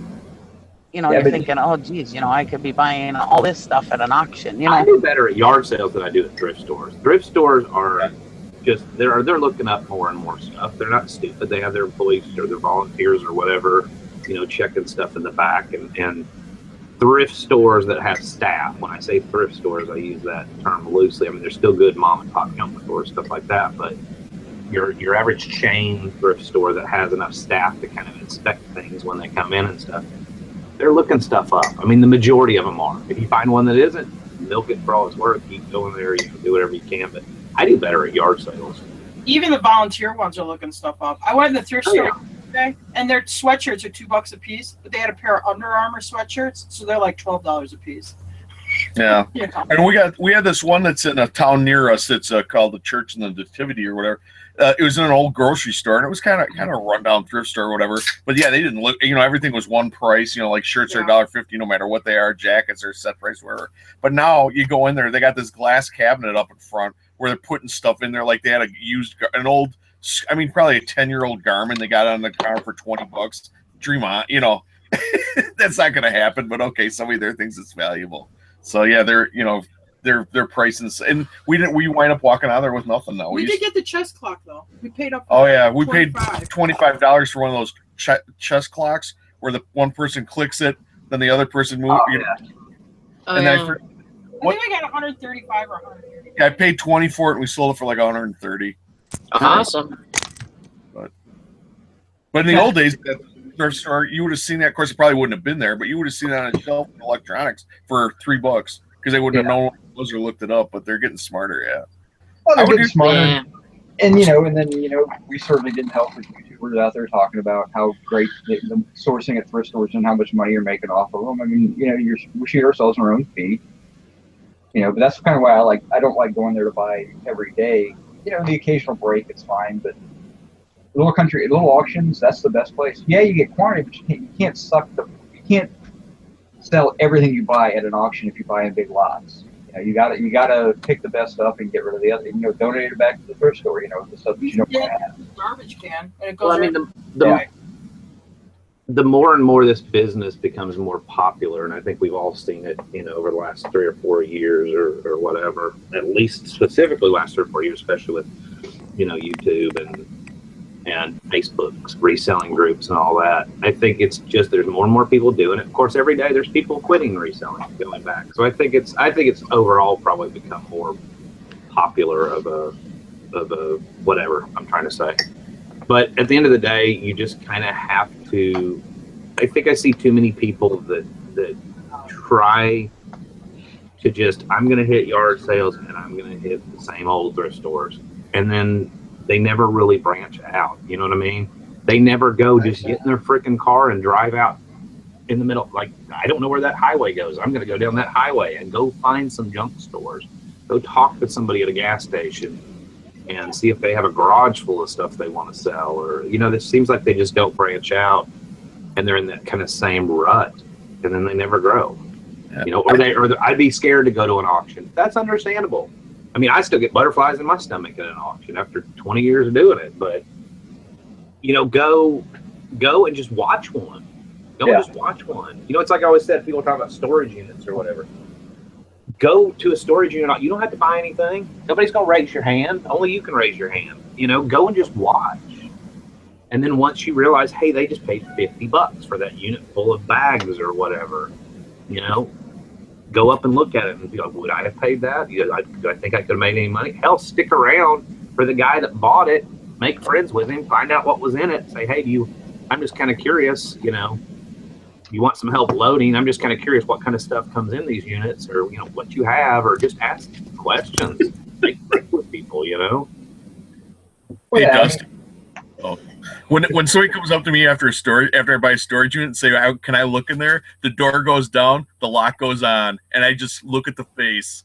Get the hell away from mine. No, if it's another dealer or whatever that comes over, I'll usually be like, "What do you want to buy?" And then that's a good way to flip a lot of crap. I mean, hell, I flipped a whole entire unit after I bought it and made money and then never touched it and did all that in a matter of 10 minutes. But no, I know what you mean. If it's the, You're gonna have to be more tactful about it because most dealers are gonna slam the door down and be like, I ain't got time for that. If you have bid to get somebody and then they bought it and then you walk up and say, hey, can I see what was in it? Then nobody's going to let you in it to take a look. But if you're just, hey, if you come up with them and say, you know what, I've never done this before. I kind of want to get into this thing. I'm just kind of curious.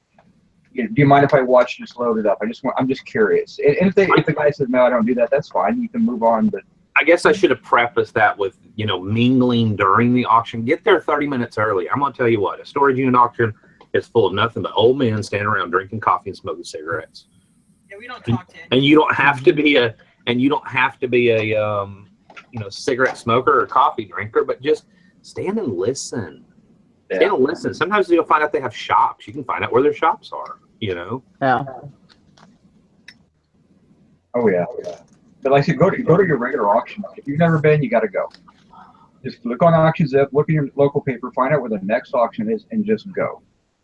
You don't have to buy a thing, but it's an experience.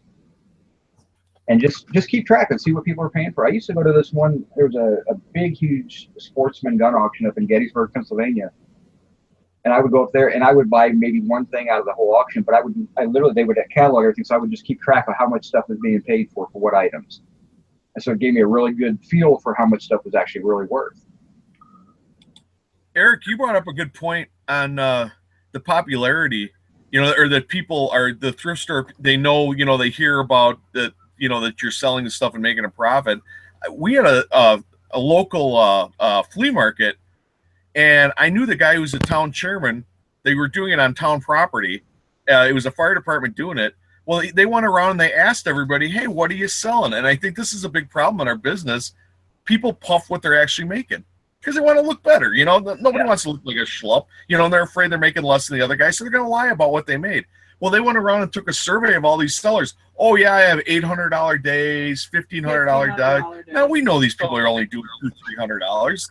They're not telling the truth. And what happened was they raised all the rates on them. Yep.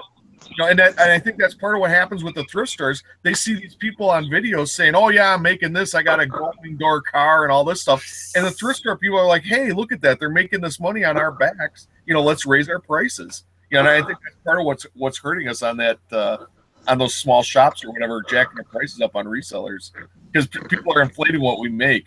They're throwing out gross numbers, inflated gross numbers, and they're not telling anybody what your net is after all your fees and your everything else. Come on, we're all not driving Bentleys. And a lot of times with the nonprofit ones, I know like our particular, a lot of the smaller nonprofit ones we have here in town are all kind of animal rescue related. And they're sweet little old ladies that are the volunteers that price the stuff or whatever, but they don't have a clue about they don't. I'm trying to think of a nice way to say this. I mean, they're nice people. Don't get me wrong. So, but if they tend to kind of, this came in the back. I have a smartphone because I've watched them do this. This came in the back. I have a smartphone. Oh, these are worth. Oh, look, they're going for 35 online, and they don't know how to look at solds because they're not in the same business we're in. Well, let's put it at 30. But you do have a few every once in a while, and I've noticed at a couple of the ones I go to that I are right down the road. They kind of stop in on a regular basis. It depends on who was there pricing. There's a couple of them that get it, that realize that all their business coming in through the door, the majority of a lot of their business is resellers and stuff like that, and that they have to leave some meat on the bone. So it just depends. So it's kind of basically cherry picking and going there on a regular basis to see what they have and what they don't have. There's a local estate sale company. She's really the only one that I've met in this area that I really like so far. And I was talking to her one day and I said, "You know what I like about your sales?" And she said, "What?" And I said, she's got great sense of humor. And I said, "You leave meat on the bone for us resellers." She said, "Honey, if it weren't for resellers, y'all are 90% of my business." She said, "You're what make the difference between me having a successful sale and a sale where I don't end up getting rid of a lot of stuff for the family." She said, "I realized that a long time ago." She said, "So I can make up for it by selling more out of that." Because ultimately with an estate sale, usually if it's a company, they're going to sell for 3 days, and whatever's done, they're going to donate it for the family and send it off somewhere. So the more they can sell, then obviously the more money that the family gets. And she realized a long time ago she was better off to just try her best to sell as much of it, get what she could, rather than the other companies that price everything at top dollar. And on day number 3, they have all this crap left. You know, they got nothing for them. And it's the same thing with thrift stores, you know, or junk stores or whatever. I don't know. I like yard sales. It amazes me how many times with yard sales you can find stuff that belong to the people. Obviously, it was theirs, and you can hit a total home run, and they don't even know what they had. They didn't realize it was worth that much. I like yard sales too. But I've always liked yard sales, even not for just reselling. I'm a big rummage sailor. I guess I'll turn my sound on so everybody can hear me while I yell at the computer.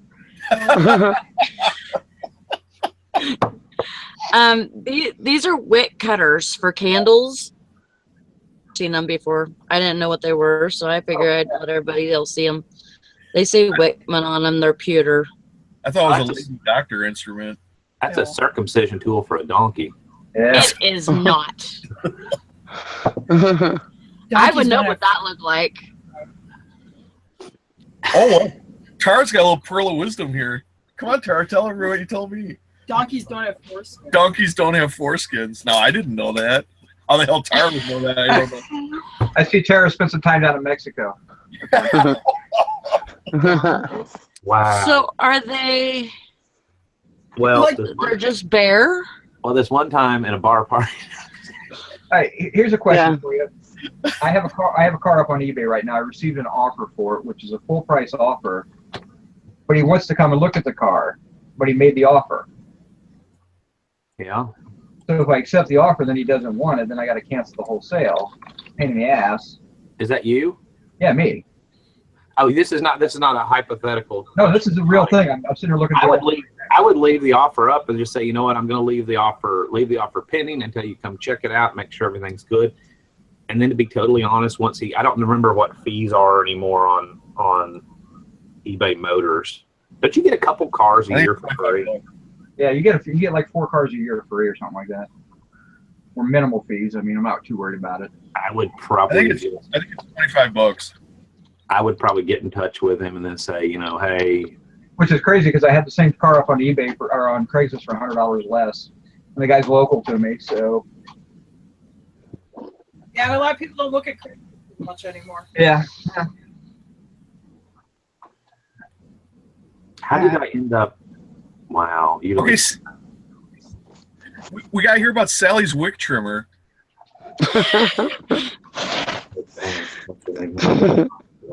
Hold on. Oh shoot, I was okay. I was looking up donkey penises. Oh Jesus. Oh God, Sally. Did you end up on the penile sheath Wikipedia page as well? There's gonna be a red flag at her internet provider. Tara goes, tell me you haven't ever had to clean a sheet. I'm like, no. That is never happened. You just got on the list. I'm gonna have to go look that up. You just got on the red flag list, Sally, at your internet provider. Hey, at least I don't turn up on Pornhub.com.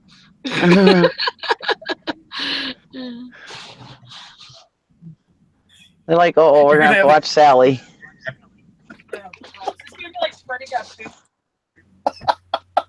Freddie got figured. It's raining here today. Can we just have the reseller drinking show?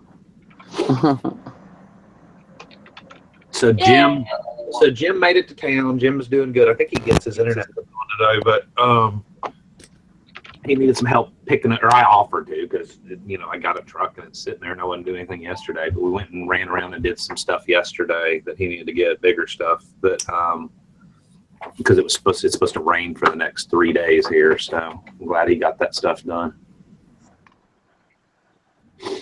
Oh. Can you all hear me? No, we can now. Yeah. Yes. Wave if you can hear Valerie. I can hear myself. That's half the battle. Can you still hear the voices? I can. I Oh, can hear don't give a voices. fuck. Is the little graph thingy still broken on eBay and not counting any sales? Mine's working today. Mine's not. Mine must be special. I don't care. I know what I sold. But it is nice to look at it at a glance. I am getting that -1 on views again today. What is that? How do you have a negative view? Well, obviously you Things can't. Things that I have listed, they have that have had views. They all say like -1 under the views instead of the actual number of views. Usually that happens, and then by the next day it's fixed. I don't.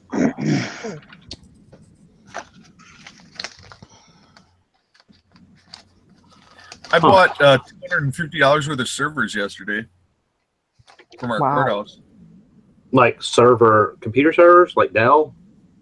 Yeah. Are you going to part them out? I don't know yet. I might sell them whole. It looks like they go for around between 4 and 6 whole, or just the motherboard will go 4. Then they got 196 gigs of RAM. Damn. Each. There's 3 of them. What are they like Power Edge? I'm looking up the. Here we go. I'm looking up the auction page because it'll have the closed auction. They are IBM Systems X3650 Space M4 server with 96 gigs of RAM. And I just went on. They were like I don't know. Well, they tried them one run at opening them at 200. So nobody bid on them. But I'm looking. I'm like, wow, there's some money there. But I just didn't want to drop $600 on these 3 servers. Well, then they ran them again. The rack servers. Yeah, and they got two small hard drives. They have 2 500 gig hard drives in them, 192 gigs of memory, and then 2 E5-2630 2.3 gig CPUs in them. Yeah, I'd leave if they're rack. I'd leave them whole. I bought the first one for 50, but then a guy was sniping me for more, so I entered high numbers. The next one he sniped me, I got it 75, and then the next one I paid 100. So they're 3 identical servers, so it cost me about 250. I think with the tax, it came up to like $245. How in the world am I? So I'm gonna go pick those up today. And they're not heavy like a motorcycle or like or a soda machine or whatever. I'm looking at this as something I can actually lift, sell, and make some decent money on. And I'm not gonna break my back. So they just started doing it here. And funny thing, you made me think of it, Eric, when you said they're using that proxy thing. I think that might be what this county's using. Something like it, but I don't think it's proxy.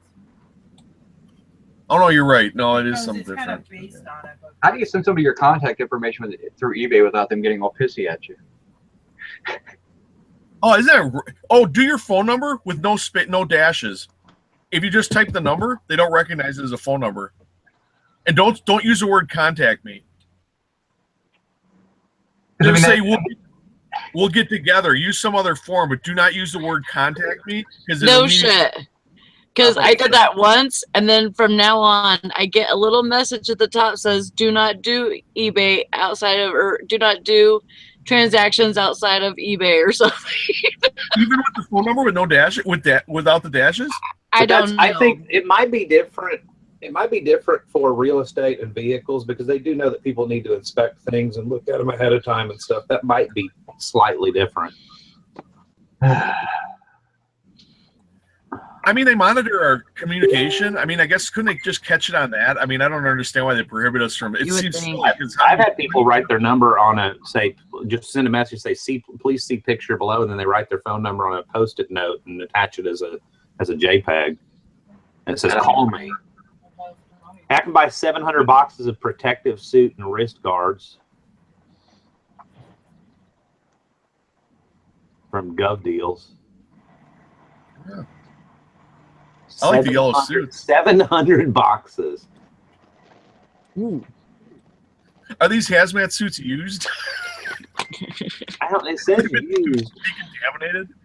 And I'm trying to figure out our state surplus division used to be in Montgomery, but apparently these are in Eva, Alabama. So they must have a North Alabama location as well. God, no, that's a lot of work for, wow. I'd be the most popular guy at the zombie apocalypse, though. Yeah. If you look at those post office, the government, I think it's Lost Mail. It's a post office auctions. Oh, in Atlanta. In Atlanta. But it's funny. One of the rules is, you talk about weird auction rules, no one under 16 admitted. So don't bring your kids. That I can understand, though. Our kid goes everywhere. I mean, when he was in an umbrella stroller, you know, when we're changing diapers on the back of the truck at auctions. My kids always went too. Just part of it. Now when we pull up to like Goodwill, I mean, he's in the back seat. He's like, "No, come on." He hates it. He likes GameStop, but he doesn't like Goodwill. He likes Walmart and GameStop. Yeah, Walmart and GameStop. I don't know. This courthouse auction, though, I mean, it's like nobody knows about it. It's like this little hole in the wall online auction. Keep announcing it live online. So the site is blah, blah, blah. Keep announcing it. I'm just here to help. Jack Smacketh asked me if they've been one of the mail auctions. I had a friend that's a big textbook seller, and they used to go to the one in Atlanta a lot. They would actually end up with pallets of like Apple products, and they branched out into some other stuff because they were already selling online in addition to their textbook store, and they'd get pallets of stuff, and they'd call me, you know, because they really were in more of the book business, and they'd call me a lot to buy some of the, you know, hey, do you have any interest in this stuff? You know, and it'd be all kinds of weird stuff, computer stuff, and they used to do really well with it.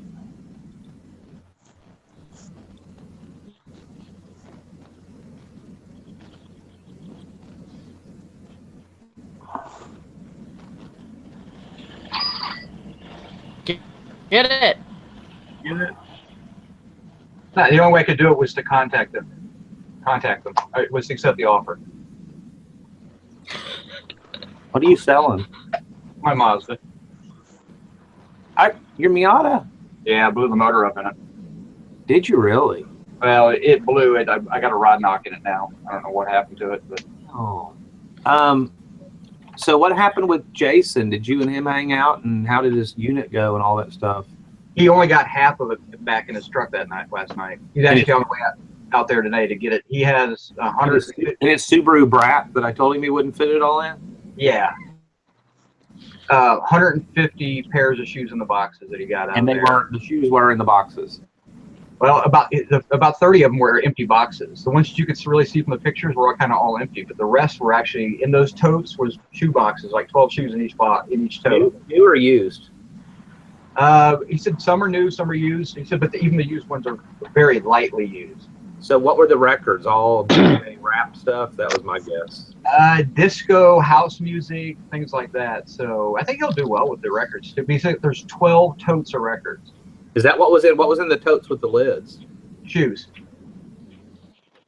and hats, boxes. jerseys. Yeah, he's gonna give me a call when he gets back, and we're gonna do he'll show me on the hangout when he's picking up the rest of the stuff, because he hasn't even had a chance to go through it all. He's still kind of digging through it. So that's awesome. Shoot me a hangout link when he gets back, because I think I'm just gonna stay in the house today and list. Not a bad idea. I need to. I should have yesterday, but I was having fun. You know, it's Jim and Ashley's first day here, and there was a few things they needed. They needed a lawnmower, and so I was like, let's go shopping. You know, and Zilke delivered the washer and dryer, so it ended up we all went to lunch together, and then we went kind of junking together, which was fun. I did pick up something yesterday, though, back there. I don't really feel like picking it up, but if Jim's here, he'll probably recognize it. It's one of those Magnum Marine marine grills, gas grills that like straps to the side, the little bar on the side of your boat. Oh yeah. Propane grills. I've sold those before. I Mhm. paid 15 for that, and it's worth 100-ish. Awesome. I also got something else that's in the front seat of the truck. Oh, I got a really cool old lit up globe, like a globe, and it's got all the different like bars that spin around it, and it lights up from the bottom. The problem is the paper is peeling on the globe at the top, but I paid like $2 for it. And somebody was telling me that people paint those now, like the crafty. Why would they paint globes? Is that an Etsy, Pinterest? Oh, I don't know. Ugh. Maybe. I don't know. I grabbed it because the shape and everything of it was cool as crap. You know what's weird is I used to be a crafty person like that. Like I used to see stuff like that and be like, oh, I want to do that. You know, put paint on something weird. You know, that was me. I would want to do stuff like that. Sounds like a waste of time to me. It's amazing how many people, and I'm sorry if you're one of the people that does it. I know there's money in it, you know. Oh, yeah. Jim and I were Oh, talking yeah. about it yesterday, right? His wife ended up coming back, going back to his house separately because she needed to go stop and get food for the kids in Walmart or whatever. So he and I were talking. I said, you know, it amazes me how much painted furniture there is out there. But, you know, if you have crappy furniture or furniture you find on the side of the road or whatever that's, you know, not good if you have the time and resources to do it. But, you know, I think everything's kind of cyclical. It's like in the 60s or 70s, everybody took hardwood floors and covered it up with wall-to-wall carpet. And then somewhere in the 70s, everybody painted furniture. And then somewhere in the 80s, 90s, everybody stripped all the painted furniture. Now we're back to painted furniture again. And it's all that same fucking color of teal blue. See, around here, it's that kind of, it's like, my God, whoever makes that color paint must be making a fortune. You know, and it's, Yeah. I mean, I get it. It's a thing, but it's been that way for a couple of years, and it wouldn't surprise me if it's a fad that's, you know, almost run its course. Mm-hmm. Yeah, I totally used to be one of those people, but I'm just not anymore. Right now, it's like, it sounds like a total waste of time to me, you know, but I'm sure that there's people that love to do it.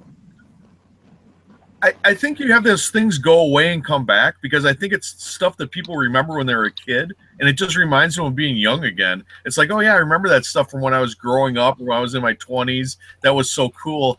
And then even if you like, there's things like green cars. I used to hate like dark green cars, but now like that '67 Mustang with the fastback. I didn't used to like fast. Yeah, that car is so cool, but it reminds me of being younger. Just to get that nostalgia feeling.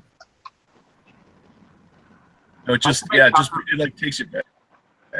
Why is everybody talking about Zilke? Did he show? I know he told me at lunch yesterday that he had a video he was going to. Did Zilke upload a video? I don't know if he did or not. I'm not teal blue, Jack. I'm not awake yet. You know that color? I'm trying to find something around here. It's that blue-green kind of that everybody paints their furniture. It's either that or pink, or they do it black with silver. I thought chalk pink was the latest style. Hey guys, Nikki's down. Nikki's out. She's sleeping. Either that or she's reading on her phone. But if she was reading on her phone, she'd be able to. She's sleeping. Down. I hope she's not in drive with her foot on the brake. I hope it's not the carbon monoxide leaking into the cab. I mean, the stoplight keeps changing colors. So, people are beeping at the intersection. So we watched.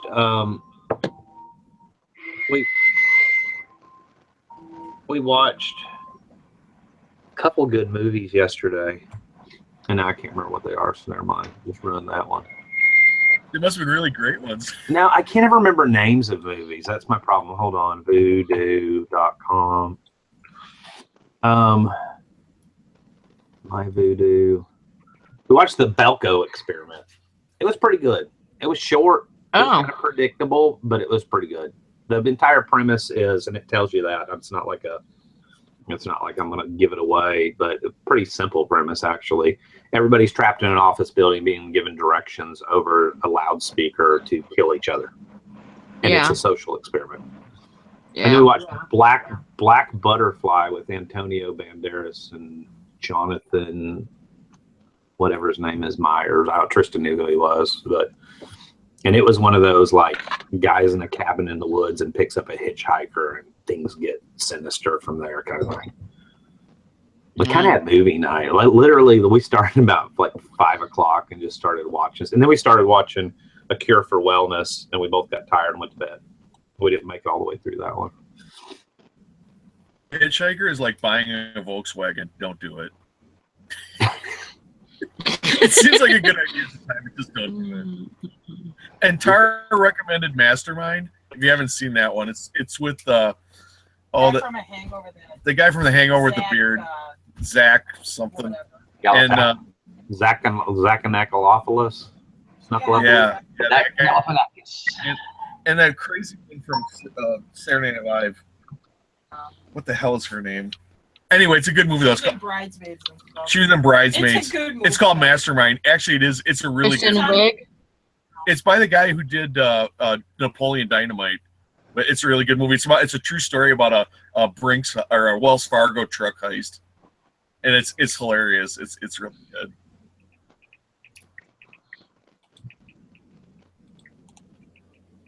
My favorite line in the movie is, "Damn, that's a good goo-goo cluster."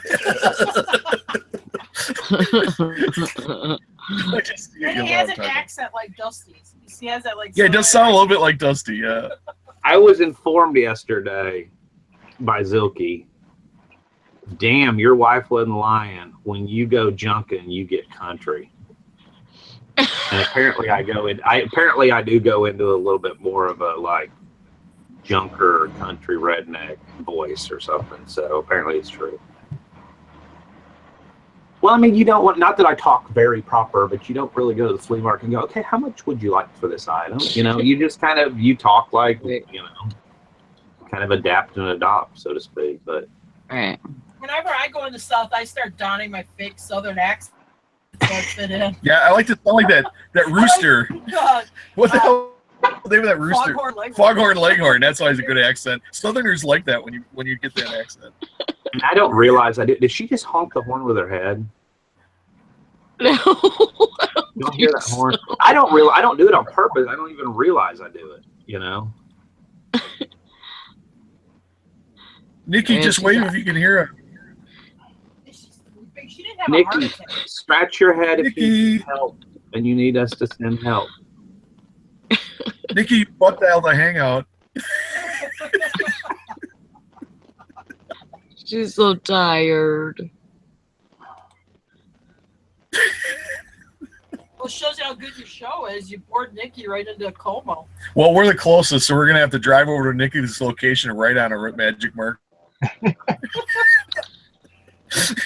Max says, what the fuck does Southerners mean?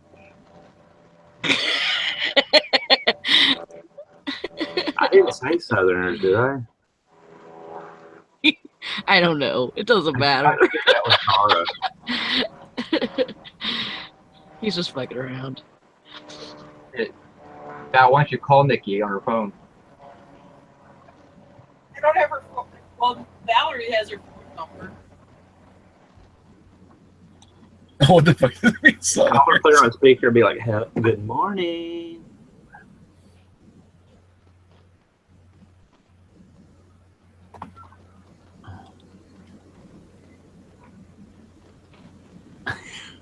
Wish we had a train horn. Oh no. And you know what? She wakes up, she's gonna be, oh no, I wasn't sleeping. I was just looking at my back. Yeah. I was reading that whole time.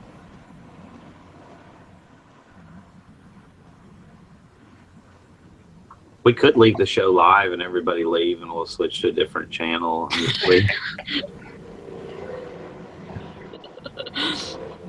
God love. She's making me tired. I know. Go to sleep. This car she's in is way too comfortable. Oh man. So you guys are getting that storm too, Dusty? I guess I don't watch the weather. I don't know. Hold on. I guess I probably should see where it all. Oh. I just knew. I mean, we checked it yesterday, and I was like, "Damn, it's supposed to rain for 3 days." I don't watch the news or the weather or AccuWeather. Let's see. Uh-oh. You lost your feed. Oh, here it goes. Oh, You knocked the phone over with the phone call. tropical storm. Let's see. Precipitation percentage 50% pretty much all day. Working on it. Weather Channel indicates that Florida is going to die. That's what Jack Stark says. So yeah, Friday, Saturday, rain. Oh my God, the train is going by Nikki while she's sleeping. I just the thing. I tried to The call train her. was tired. No, Somebody's pulling a train on Nikki. Wake her up. Mr. Sadie, I haven't got that mower off the trailer yet, but I'm going to be working on it. What mower It's is still that? strapped. I picked up a Toro, or it's before Toro bought them, but a Whirlwind lawnmower. It's one of those ones you ride a sulky behind it. It's a self-propelled, a giant self-propelled walk behind, but it pulls a sulky behind it. and tell them how many of those you have. 3. That one's my 3rd one. Ah. I used to be a wrestling when I was a kid, so I kind of anytime I see one, I buy it. He told me he wasn't going to buy it. I'm like, here's a whirlwind. Hey, there she is. What? She's awake. I've been sitting here listening. No, you have not. Good try. Wow. Most of the time. We've been talking about you for the last 20 minutes. That's all right. Like You need a like nap. my dad. I'm awake. I heard everything. I don't know. I can't catch up with this. I can't catch up with this vacationing stuff. Well, at least you're alive, Nikki. There was some. I heard one time you guys thought I was sleeping and I answered, but then yeah, I was kind of off and on here. You dreamed you answered. Should we call 911? I thought I did. You got to tell your husband to get your van fixed because that car is way too comfortable. Yeah, apparently. Well, I'm sitting here in the hot sun too, warmed up, nice and warm, you know. I get it. I used to sleep in my car all the time. I'd be driving somewhere, just get tired. I'd just pull over and take a nap. Yeah. Well, I don't have a problem taking a nap in a car. Yep. And I drive sometimes 8-10 hours in a row. I mean, nothing wrong with pulling over.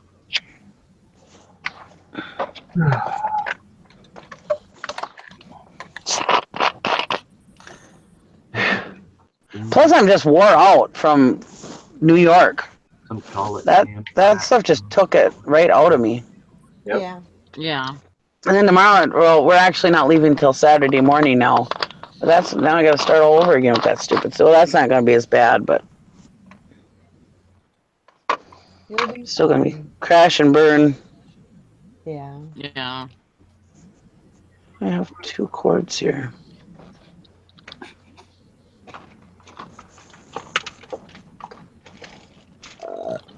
Excuse me. Well, I think we're going to go ahead and wrap it up for the day.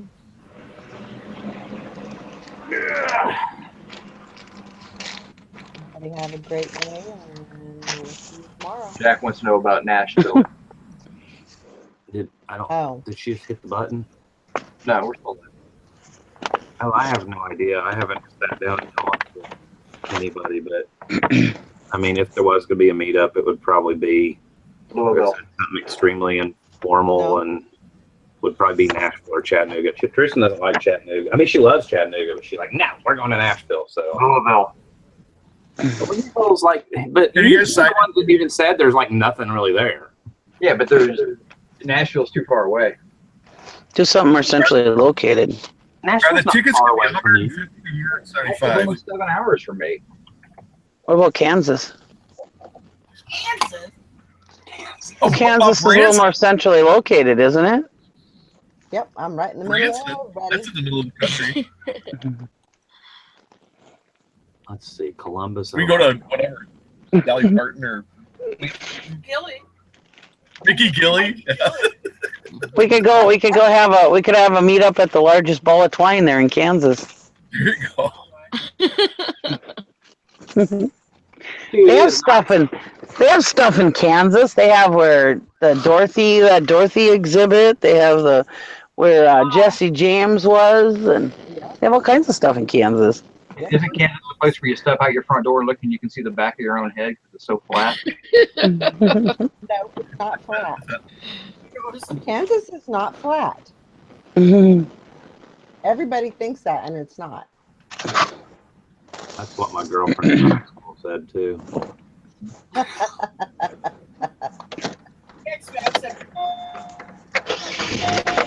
There ain't much hills in Kansas, though. No, I mean, they're like rolling hills. There's not mountains or anything. Yeah, a 10-foot hill doesn't count as not being flat. So. I know, but it's not flat. It's flat. You can't call it flat, even if it's just a little hill. Chicago, that's a good place. You can have it in Milwaukee if you're just north of Chicago. No, it'd have to be in. Yeah, I hear Chicago's a happening place for meetups. Where's it? What is that thing outside Chicago where they have all that stuff? Schaumburg? Oh, Nikki, you didn't say that.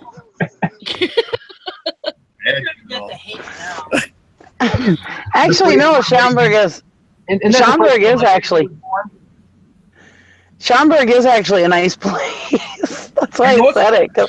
Because the company I used to work for, we used to always do meetings in Schaumburg. There you go. Isn't Schaumburg the home of the leg baby? That was why I said it. Next time I go to sleep, I'm going to put my sunglasses on. Well, I guess you got to take a map and just put points and then decide what's closest to everybody. And he's the boss. all right, Dusty already decided. Tristan did. Tristan's the boss.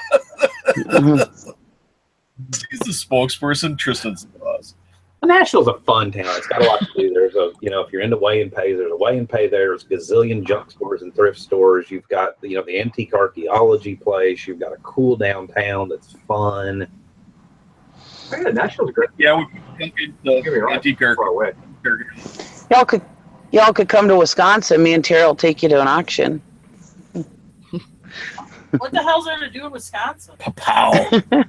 Go to auctions. No courses. Come on, I used to go there every year. I still have family there. That sounds a lot of fun. No, it isn't. It's cheap Wisconsin.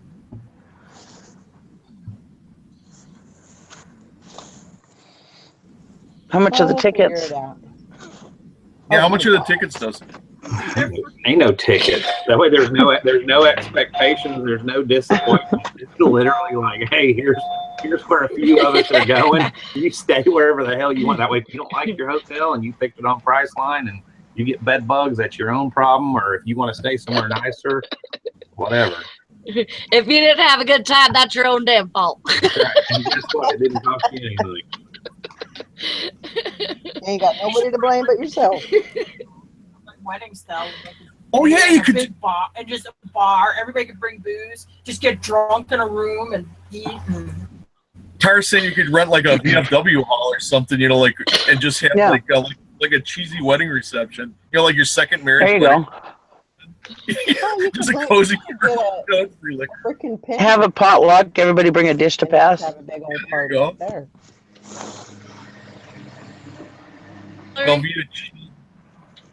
What? What'd you say? I said you could just rent a penthouse and have a big old party up there. There you go. But then you would everybody'd have to pitch in for the rental of the place. Well, sure. Yeah, some of those places rent for like $200. I mean, if you split or you it can have between... a jar at the door. Yeah, nobody have to sleep with these people. like a cover charge at the door. There you go. What kind of meetup are you having, Sally? I mean, sleep by them. Wow. I don't know what kind of meetup you want to have, but I don't want to be I don't want to be a member of that one. No, but it's the kind of meetup where you put a jar by the door, then you get access to the bedroom, I guess. I don't know what's that. Then you put your car keys in, and then you go home Key with party. the car keys you pulled out of the jar. Yeah. No key parties for me. I walked into Free this. sleep bit. I walked into this presidential suite at this hotel in Nashville, and I woke up next to a donkey and a tip jar.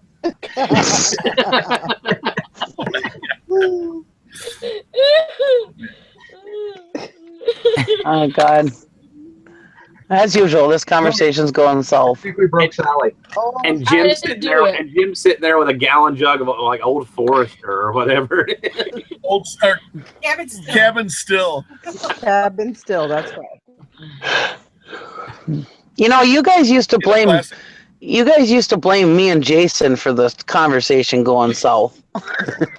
Something about Jim. Where's Jason? He's From got his store. getting his storage unit. Oh, and Bennett's got to get his internet. I think he's getting internet today. Well, he posted. He just said he has internet now, but he's still setting everything up. So Oh, I gotta send I just him call his him hat. Bennett I 'cause- almost forgot about that. old granddad, not Uncle Granddad. Old granddad. That's some good bourbon there. Oh, For 10 High, that's another good one. Old Crow, 10 High. Rebel Yell's good. Actually, Rebel Yell is good whiskey. It's very good. So yeah, life's too short to drink crappy old whiskey. You're gonna drink it, get good Rebel stuff. Yell bottle. Tell about the Rebel Yell bottle. How much they sell for on eBay? You can bottle. Oh, yeah, these old, I mean, not old, but just if you drink a bottle of Rebel Yell whiskey, the bottle, you can sell the bottles on eBay. I mean, the newer design, they buy the empty bottles on eBay and I don't get it. Huh. But if you have an old one, like it has the old, the Confederate general with the sword, those are running $30-$40. Ah, Mm. The new logo is a lot more tame. They're trying to cater towards like I would say like Northerners. metropolitan motorcycle people, not like gang motorcycle, but like motorcycle people that kind of Wild hogs. yeah. You can't So, that. like they're really trying to change their image, but it's the whiskey's still good. Oh my God, Jack Smack said Yukon Jack is a surefire remedy for constipation. I believe that. Yeah, that is I do- nasty stuff there. That's not even bourbon. That's a cordial, but it's gross. That's not even. Mr. Sadie said, Dusty, how is Joe? Oops. From him in a while. I talked to him on the phone the other night for about 45 minutes or so, and he's doing good. Doing good, doing good. You talked to who? Joe P. Oh, Joe Pantyhose. good. I'm glad he's doing good.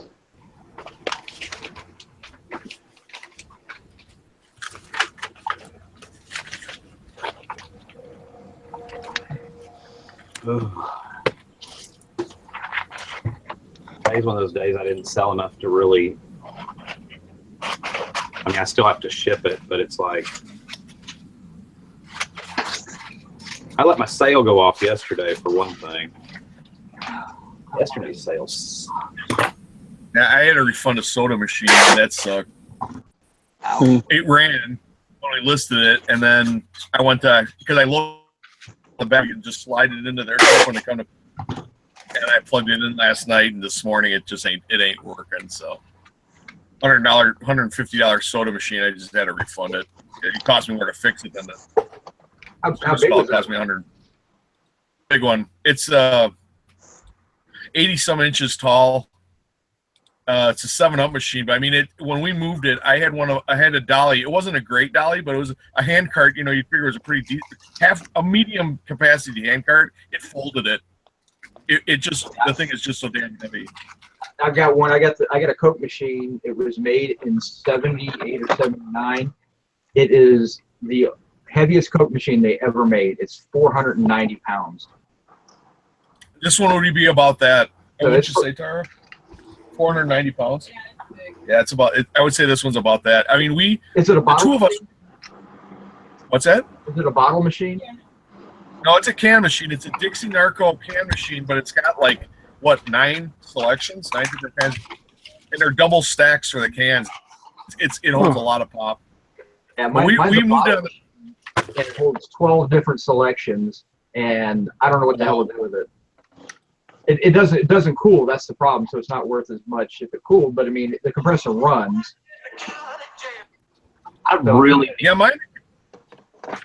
Mine, the compressor's running, but of course it has a leak, because the Freon went somewhere. Yeah. So you have to get the leak fixed and you have to get it recharged for a refrigeration guy. That's going to be $1.50. That's why I sold it for. So. Yeah, I'm thinking about just parting it out because the change maker in it is worth like $150 by itself. Does it have a bill reader? Is that a what? Does it have the dollar bill reader? No. Okay. Yeah, because those do. If you have a working currency reader, those do very well. Yeah, this is the change machine, and then the individual bottle dispensers actually are worth selling, and then I have the graphics on the outside. It's got the Coke inserts and things like that. So, and then I'll probably end up scrapping the rest of the machine. It's just one of those things I'll get to eventually. Yeah, it's the same thing I'm going to do with mine. Is I'm gonna now that it's not selling to this person, I'm gonna break it down into pieces, and whatever's left's going to the metal pile. Yeah, I got a guy 2 doors down from me that scraps, so he'll take anything I give him. I was yesterday. I told Jim Bennett when you move here, I said don't buy any shelving because he's going to have more space for an actual office. So I was like, don't buy any shelving. I've been saving up. I bought new shelves in here and all my old stuff. There's nothing wrong with it, but I've been kind of saving it up for him because I have more shelving than I need. And so I went ahead and delivered that to him yesterday while I was at it and had the truck out and all that. And I was getting in my garage and I noticed, man, I got so much stuff, like bicycles and stuff. I got so much big stuff that I really need to concentrate on. At some point I need to do the dental chair. I'm sure everybody wants to make fun of me for that one, so go ahead. But, the dental chair, I need to set it up and clean it up and probably get it listed. I've still got that old, well, not old, but brand new in the box furnace it's a trailer furnace or whatever, and it's worth $400, and it's getting to the, another couple months, and people be needing stuff like that. But you got your moped, I got the bikes. I got the moped, I got 3 or 4 Trek bikes, I don't know how many vintage 10 speeds, and I just need to get up and do it. I don't like doing Craigslist, but I guess I could do local pickup only for eBay on some of that stuff as well. See, how are you on those vintage 10 speeds? How are you getting? Because I have like a couple hundred vintage 10 speeds, and I mean, I was going to just take them to the junkyard, but I mean, is there anything going on there? Or? I mean, depends on what they are. Sometimes if you don't, because it's a lot less hassle. Sometimes if you just try to sell the frame, you can do good with that. And a frame's not really a big deal to package up and send out. No. They're really not that, especially the older ones that are easy to take apart. They're not real complicated. Yeah, and I don't remember. Do you remember what those yellow ones were that I got the same day that I got the Moto Guzzi moped? You got those Ferrari bikes too. I got the Ferrari bike. They're sitting. Well, that's what I noticed yesterday. They were in the garage. I was like, crap, I forgot about those. Yeah, those are worth a couple $100. I mean, and this is why I know not to buy big stuff. Yeah. I got a paint shaker, got a press. I mean, I got all kinds of stuff.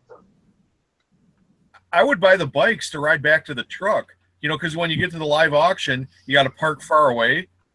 So during the auction, they'd get these bikes that nobody wanted. So I'd buy the bike for $1, and then I'd ride it on the flat tires because it's only going to make one trip. I just got to get the keys in my pocket, ride the bicycle to the pickup truck and the trailer, throw the bike in the back of the pickup truck, and that's the last time I'm going to use the bike. And we just kept on amassing these piles of bikes. No, not we.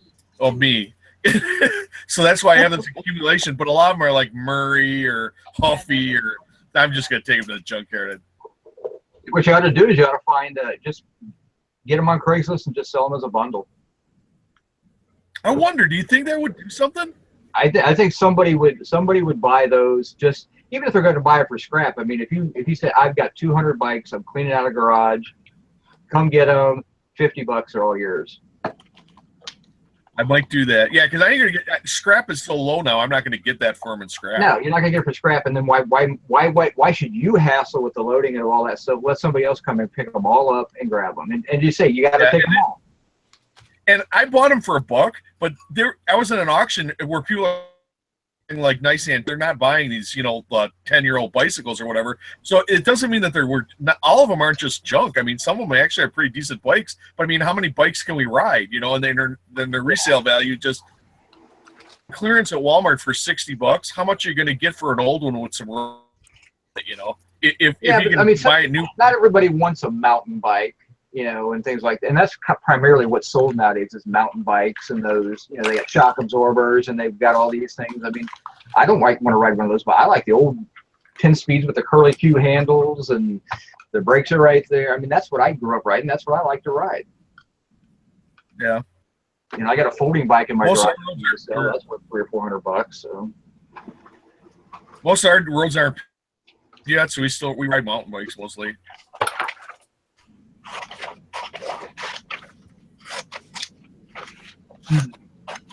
All right, guys, I think I'm going to close it up. I think I'm going to try to wrap it up again if y'all shut up.